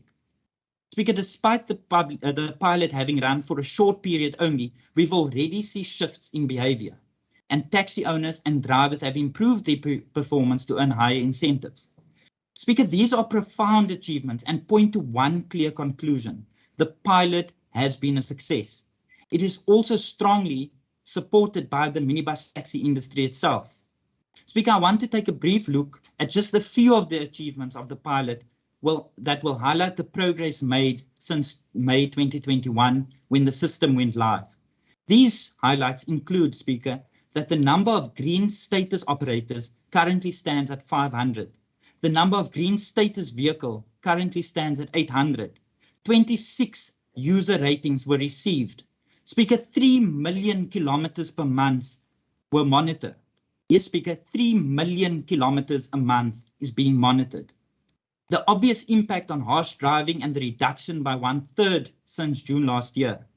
Speaker, this also brings in a significant income industry into the formal economy through the company organizations and the payment of taxes.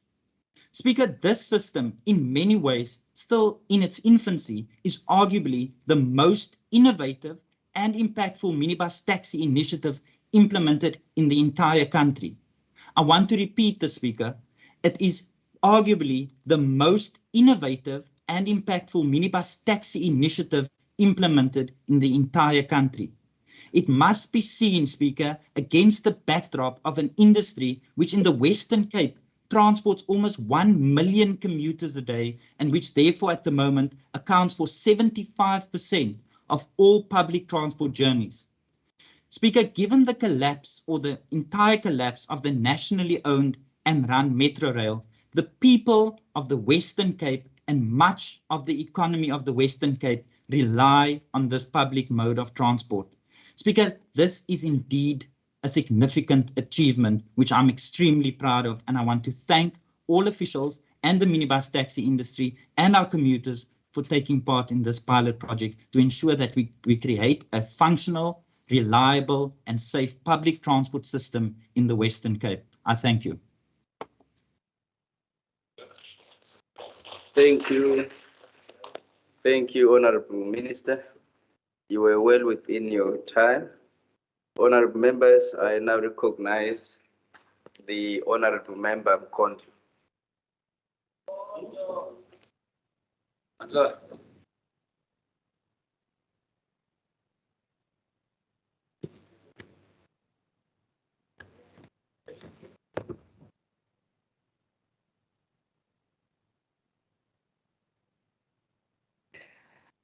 Honorable Speaker, Honorable Premier, Honorable members, ladies and gentlemen in the House. A civilization is measured by how it treats its weakest members. This is an anonymous quote, and the question would be, how would we measure, as this Western Cape Provincial Parliament, the Premier and his cabinet, to a claim of being civilized? If under our watch, since around 2019, young women in an EPWP, which is an empowerment program, are reported to have been sexually abused by the highest member of this House, and yet we keep mum and only happy of some independent investigation. We must denounce and declare our unequivocal support to the victims at all material times. The energy at which the SOPA was presented in the House yesterday requires interrogation against the realpolitik of the Western Cape socio-economic realities. A province that continues to be a ghost of the apartheid past, refusing to die for the new South Africa envisaged by many in 1994 to be born. A continued play of the horror movie and reminder of our past of segregation and deliberate exclusion that has led to the structural economy of today. An economy well defended by the DA denialism, as Dennis Diderot asserts that, open quote, we swallow greedily any lie that flatters us, but we sip only little by little at a truth we find bitter. Speaker, The erosion and looking the other way to the class realities of this province is a shame and borders to accomplice to injustice. If we are to see a commitment for growth in this province, the Premier had been in this cabinet, particularly in the economic cluster, presiding over growth that impacts or has no relationship with economic justice. Chapter 10 of the Western Constitution that was referred here earlier on by the leader of the opposition indicates the protection and advancement of persons or categories of persons disadvantaged by unfair discrimination, close quote. This clause mandates this government to advance economic justice and equality in this province. But SOPA after SOPA, this part of the responsibility is eroded in your language, let alone in your response to effect unequal distribution of wealth and resources in this province. Even at this point, with this SOPA, from your days as Provincial Minister of Economic Development Premier, you have ignored the significant role of the informal economy, even when your pair of 2021 proved your ignorance of this sector wrong, as it registered positive growth and additional jobs from this informal economy. Even in this region, the mayor of 2021 asserts that the agriculture, forestry, and fishing sector is the largest source of informal employment, with informal employment accounting for 32.7% of the sector's employment opportunities. The notion of informality continues to show its relevance to the macroeconomic outlook, where only formal and mainstream economics are used as reference for economic theorization, even against a litany of literature on this subject. Would be expected that an announcement on the work on informal sector, similar to the work on infrastructure, the boost of transport under the new mobility department, will also be raised. If you continue to keep disadvantaged communities in the sidelines, you must know you are deliberately an accomplice to chaos and instability. The kind of challenges of these modern societies we live presently present themselves as social problems, and the elite is happy to refer to them as such. Use the plight of vulnerability to drive state resources to private markets under the fallacy of solving their problems and exaggerating government failures. The opposite has been proven to be true, where markets and their failures have demonstrated that unregulated markets are suicidal to human progress and civilization. We were not in another planet where globally our economies experience serious economic meltdowns and private markets were at the center of such and were bailed out by same governments and national taxpayers. Our clear understanding of joblessness and importance of a job is far from the lamentations made in this house. As yes, we agree, people need jobs. The difference is decent jobs, as a job, if not decent, is no job. What does that mean? We need this government in their lobbying for private markets further engage private sector, that a job is part of the production cost of any operation. That's basic microeconomics, class 101. Such is no favor the private entities are doing to the state or those that offer their labor in the job markets. So they need to be remunerated concomitant to their inputs to the production chain. And as such, a job, if no decent, is no job. Such includes reasonable working conditions, not the brutality written about in some sectors of the hospitality, agri-sector, and others, where young people in the main and illegal immigrants are used with no basic salary, instead work a full day, even more, but relying on tips from the patrons. Surely, if the Minister of Agriculture in this province was told from this podium, believes a social grant is equivalent, a social grant equivalent is sufficient to be regarded as a job, this drive of job creation remains another shadow or of slavery and lobby for cheap labor for the markets. Speaker, the food basket price index for November 2021 totaled 4,272.44 cents, and increased by R3.50 by December 2021, with a total price of 4,275.94 cents, totaling to 4,275.94. This, compared to the same period in 2020, shows households are now paying 273 rand 52 cents more, that is 6.8 than the previous year. Average annual household income of the Western Cape is at 19,340, and in Bergrivier as a municipality is at 14,959. And recent reports told us that the overall cost of living in Cape Town is higher than it is in Johannesburg. So the call for jobs must respond to this dichotomy of the standard of living versus the availability and the creation of jobs, particularly by private sector. We commend and take our hats off for employers who, even against any enforcement, treat their employers with the dignity they deserve and take them as partners in their wealth creation. Speaker, what legacy shall we leave for this Bergrivier municipality and Veldrift in particular, beyond our scent as Western Cape Provincial Parliament that we're here? What is the quantifiable economic benefit of the days we were here for the SOPA, including our build-up events? Our mayor tells us that the potential risks which they indicate is that despite the N7 that traverses the Bergrivier municipality, towns such as Vetevater, Goedverwacht, Endegale, and Redelinghuis are not regionally well connected. Residents of these towns often need to travel to main economic centers such as Piketberg for goods and services and are reliant on main industry, typically agriculture, for employment. This makes these settlements vulnerable to economic downturn. What is your SOPA response to this reality? We commend the good work done by DDET unit on its Tourism Innovation Fund as we witness the contribution the funding made to preserve and retain jobs in Ikwatu, just few kilometers from here, a place that hosts the story of the Southern Africa's first people, the San. We're informed that this funding Premier has depleted with no possibility of being reallocated. And we're asking that with your cabinet, you reconsider, like you did with the SMME Booster Fund, and secure the funds from the slush fund in the Provincial Revenue Fund.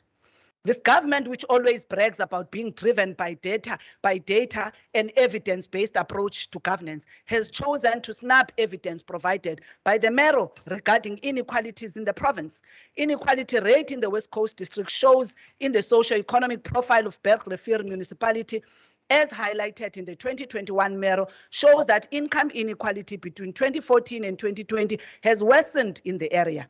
The silence of this government on this matter underscores that even in the interventions to address the second pandemic of joblessness, we will see the same pattern of inequalities where majority of our people will earn meagre salaries way below the minimum wage. Henry Giroux, open quote, states, neoliberalism consider the discourse of equality, justice, and democracy quaint, meaning unusual or old-fashioned, if not dangerous, and must be either trivialized, turned into its Orwellian opposite, or eviscerated or removed from the public life. Speaker, yesterday the Premier mentioned his October 2020 address to this House, setting out his government's priorities for recovery. Let us remind ourselves of what the Premier promised. On the day he promised to create, and I quote, 20,000 jobs through rapid interventions, including 26 private sector investment, then currently in the pipeline, end quote. A mere 4 months later, in February 2021, reading his SOPA again, we had nothing about the 26 rapid interventions, and by then, only 7,500 jobs were created, far below the 20,000. Well, yesterday, even though proud to announce his administration recovery, we heard neither of the 26 rapid intervention nor about how many of the actual 20,000 jobs were eventually created. But one supposes that in October 2020, the Premier believed then that the state does play a role in creating jobs. That's why he made the promise, but today he uses the excuse the private sector create jobs to cover his broken promises. Speaker, as I conclude, by Antonio Gramsci, he states, the challenge of modernity is to live without illusions and without becoming disillusioned. I'm a pessimist because of intelligence, but an optimist because of will. I thank you. Thank you. Ngosi Mazkali. Thank you, Honorable Nkontra. Honorable members, I now recognize Honorable Allen. Yes, thank you.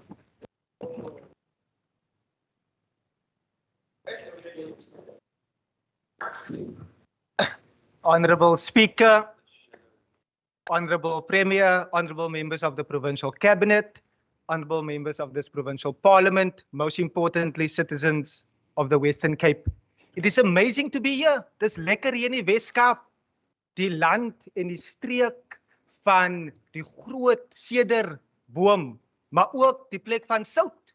And this side of the house appears extremely salty. I am amazed this morning that we are able to, in one body, have so many contradictions all at play. Maar ek is bly om hier te wees. And Speaker, it is a great honor for me to be partaking in this particular debate on the state. Honorable Allen, if you please can kindly take your seat. Honorable members, I have allowed every member to receive the necessary protection from the presiding officer. And that has been consistent across the board. So I'm requesting that we allow the Honorable Allen to deliver his speech. Members know what they should do if they have a point to raise. There are standing rules and they allow for such points of order to be raised, but no heckling will be allowed, and that is in terms of Rule 40. Honorable Member Allen, you are protected. Please feel free and proceed. Baie dankie, Speaker. Ek ag dit 'n voorreg om deel te neem in die debat. But firstly, Speaker, through you, I extend my gratitude to the Premier for being South Africa's only provincial executive to deliver tangible plans, which, as we as a provincial parliament can and will continue to monitor in the best interest of residents.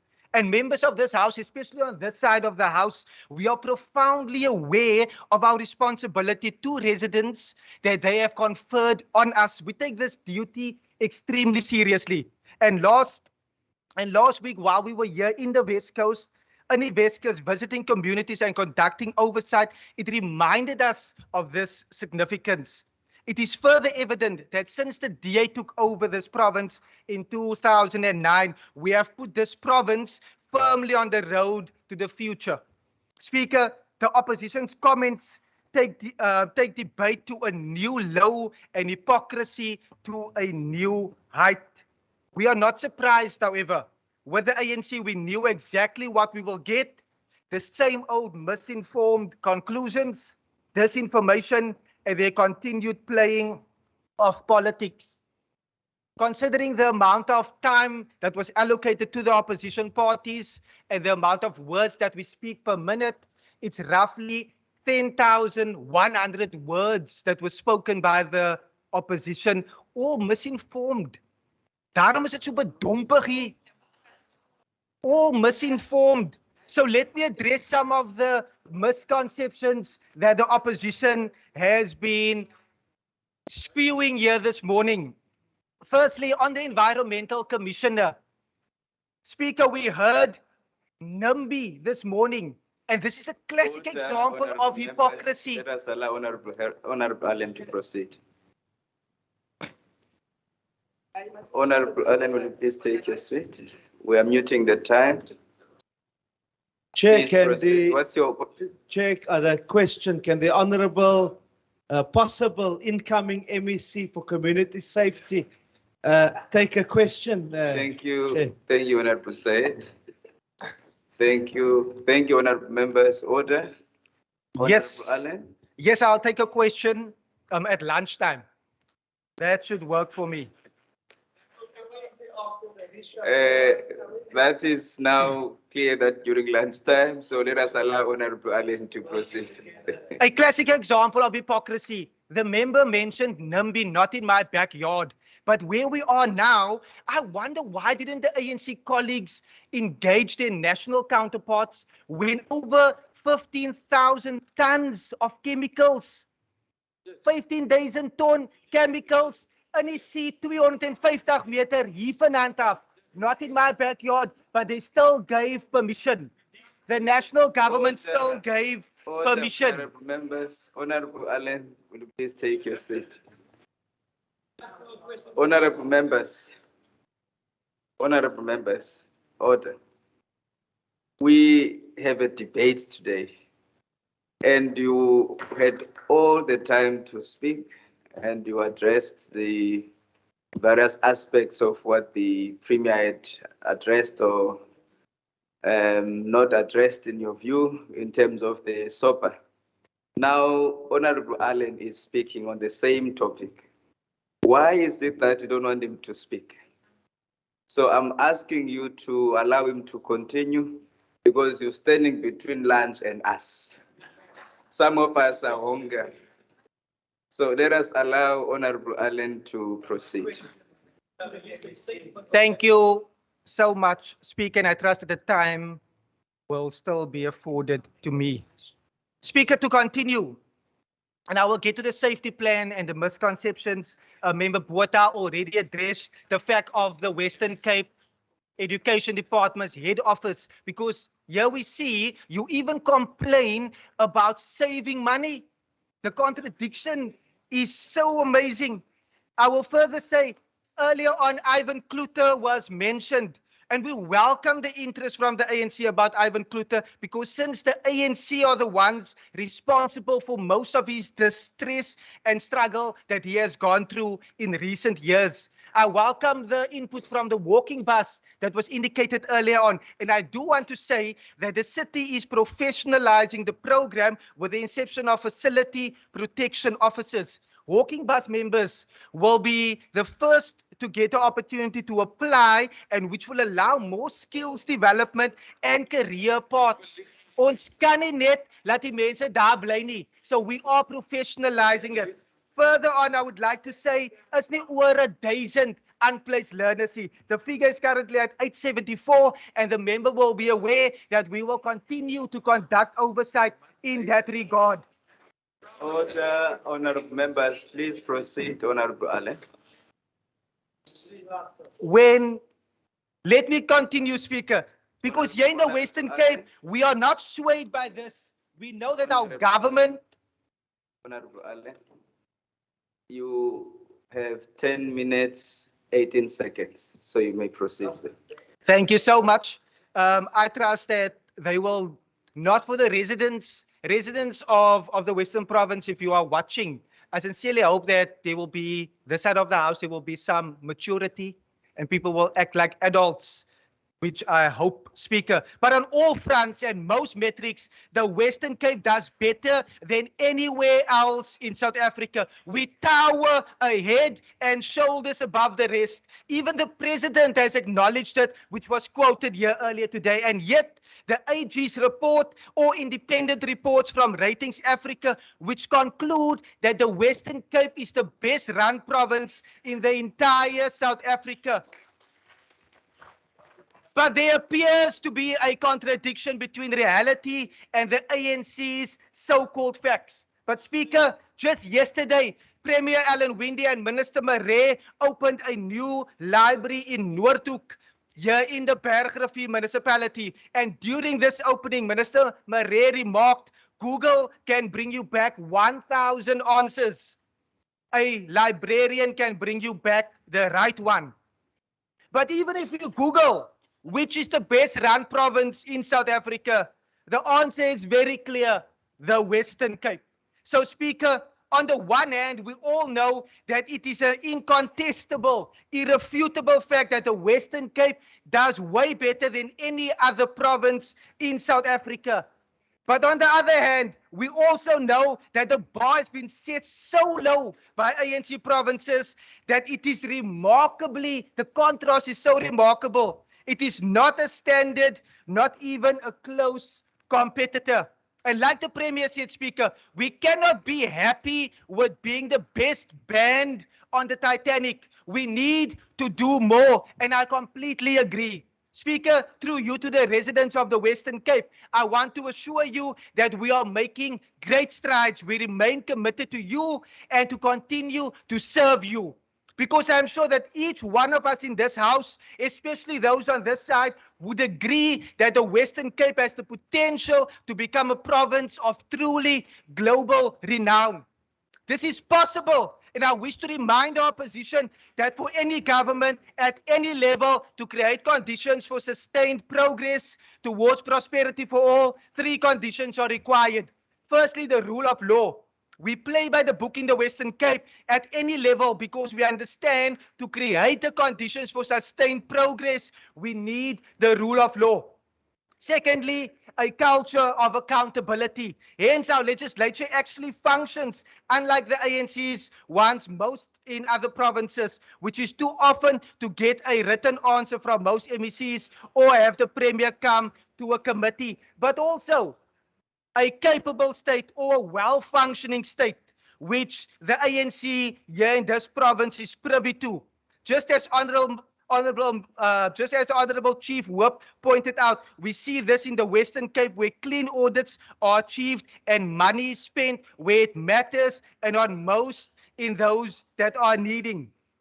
Because here in the Western Cape, under the leadership of Premier Alan Winde, together with his cabinet, those conditions have been cemented. It is in the fabric of our government, and the Premier confirmed yesterday that we have all the ingredients to make it work, and the hypocrisy will not seep in, because we will continue in our fight to bring better services and ensure that we make this province truly globally renowned.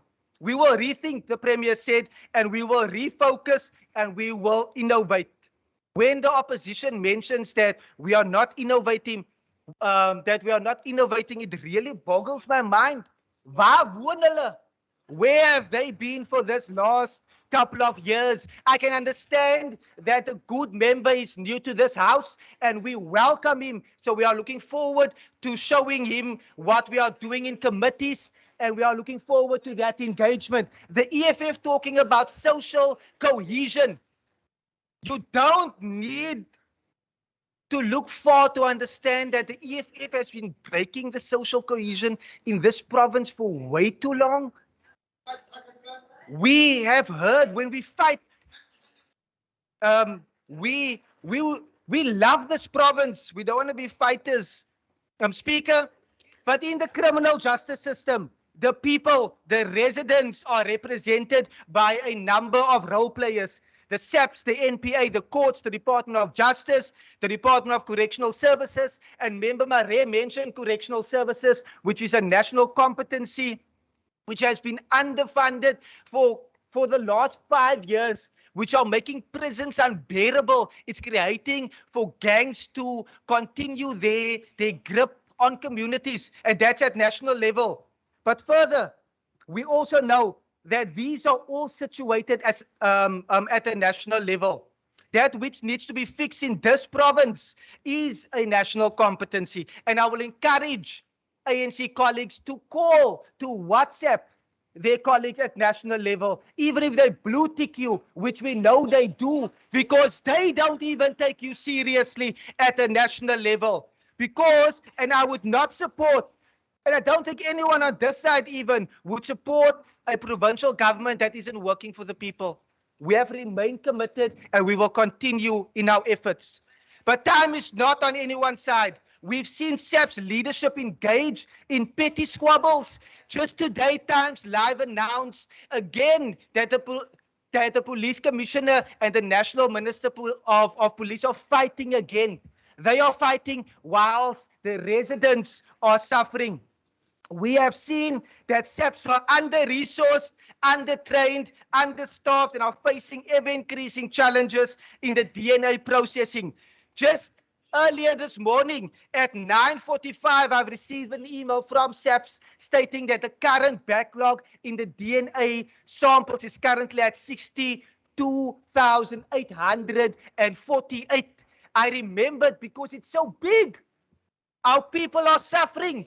Secondary victimization occurs because many of those cases are struck off the court roll. Hence, we have the Department of Community Safety implementing the only program, naming the court watching brief. And also, Speaker, I find it alarming and disrespecting that we have Minister Andrew Marais as the acting Minister for Community Safety who has been steering the ship.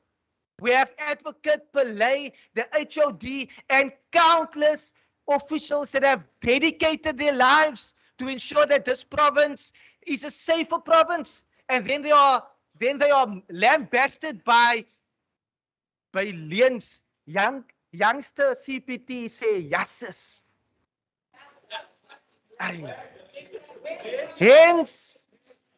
I welcome the announcement made by the Western Cape government that will expand the monitoring of police stations and will rename the Department of Police Oversight and Community Safety.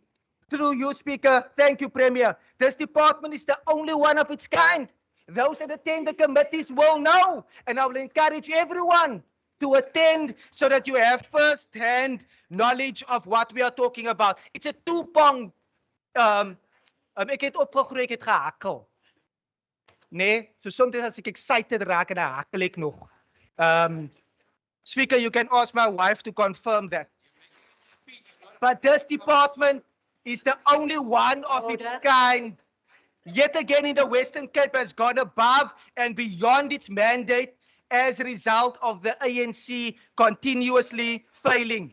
We have seen great success in the LEAP deployment, and over 1,000 LEAP officers adds extra boots on the ground. Just last week, and members of the A cluster will know that in Vredendal, in the SAPS cluster, those that listened, this station covers parts of the Weskus from Elands Bay to Klaver, was reduced by 88 members. 88 members on average. That represents the entire personnel of 3 of the stations within that particular cluster. So there's been a systematic attempt to reduce SAPs at each and every level. And we are fighting for that because we do want SAPs to be devolved to a competent and capable government like here in the Western Cape. But Speaker, communities are still pleading to see effective policing to tackle the scourge of crime and gangsterism. The decentralization of SAPs would be a step in the right direction and will put the power where it truly belongs. And I trust that the citizens of the Western Cape will see that the ANC has no intention of giving power to the people, because this will ensure that the right equipment and expertise is present where it is needed most. This approach is of most use to the safety and security.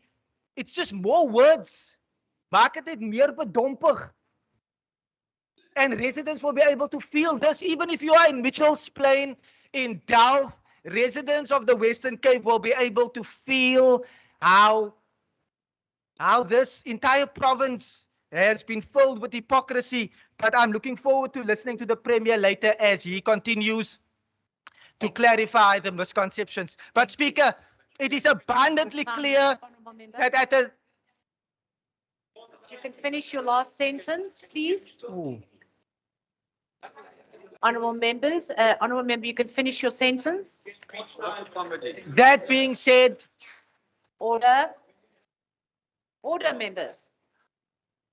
I still have 3 blaaie for the Subaya Lions, but here we go. That being said, we as a DA are consistent of the fact that there are many problems still facing our communities and that there are a lot more work still to be done. But the fact remains the DA governs and we deliver for all, for you, and thank you.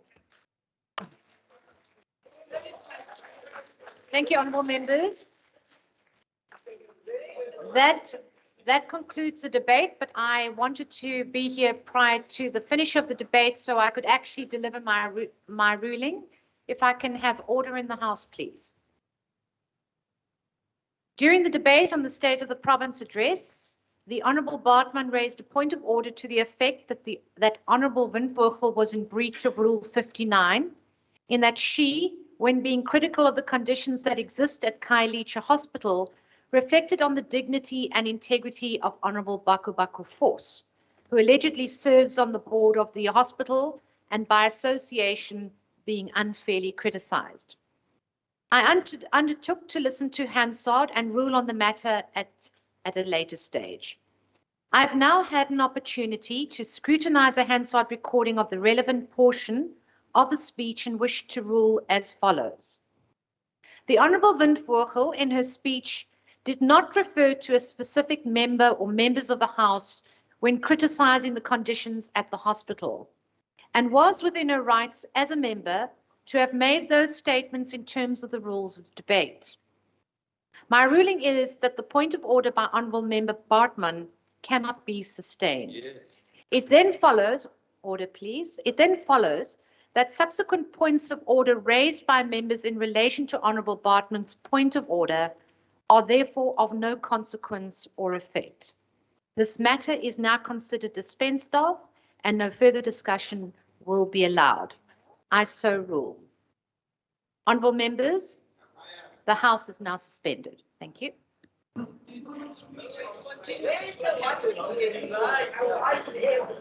Oh,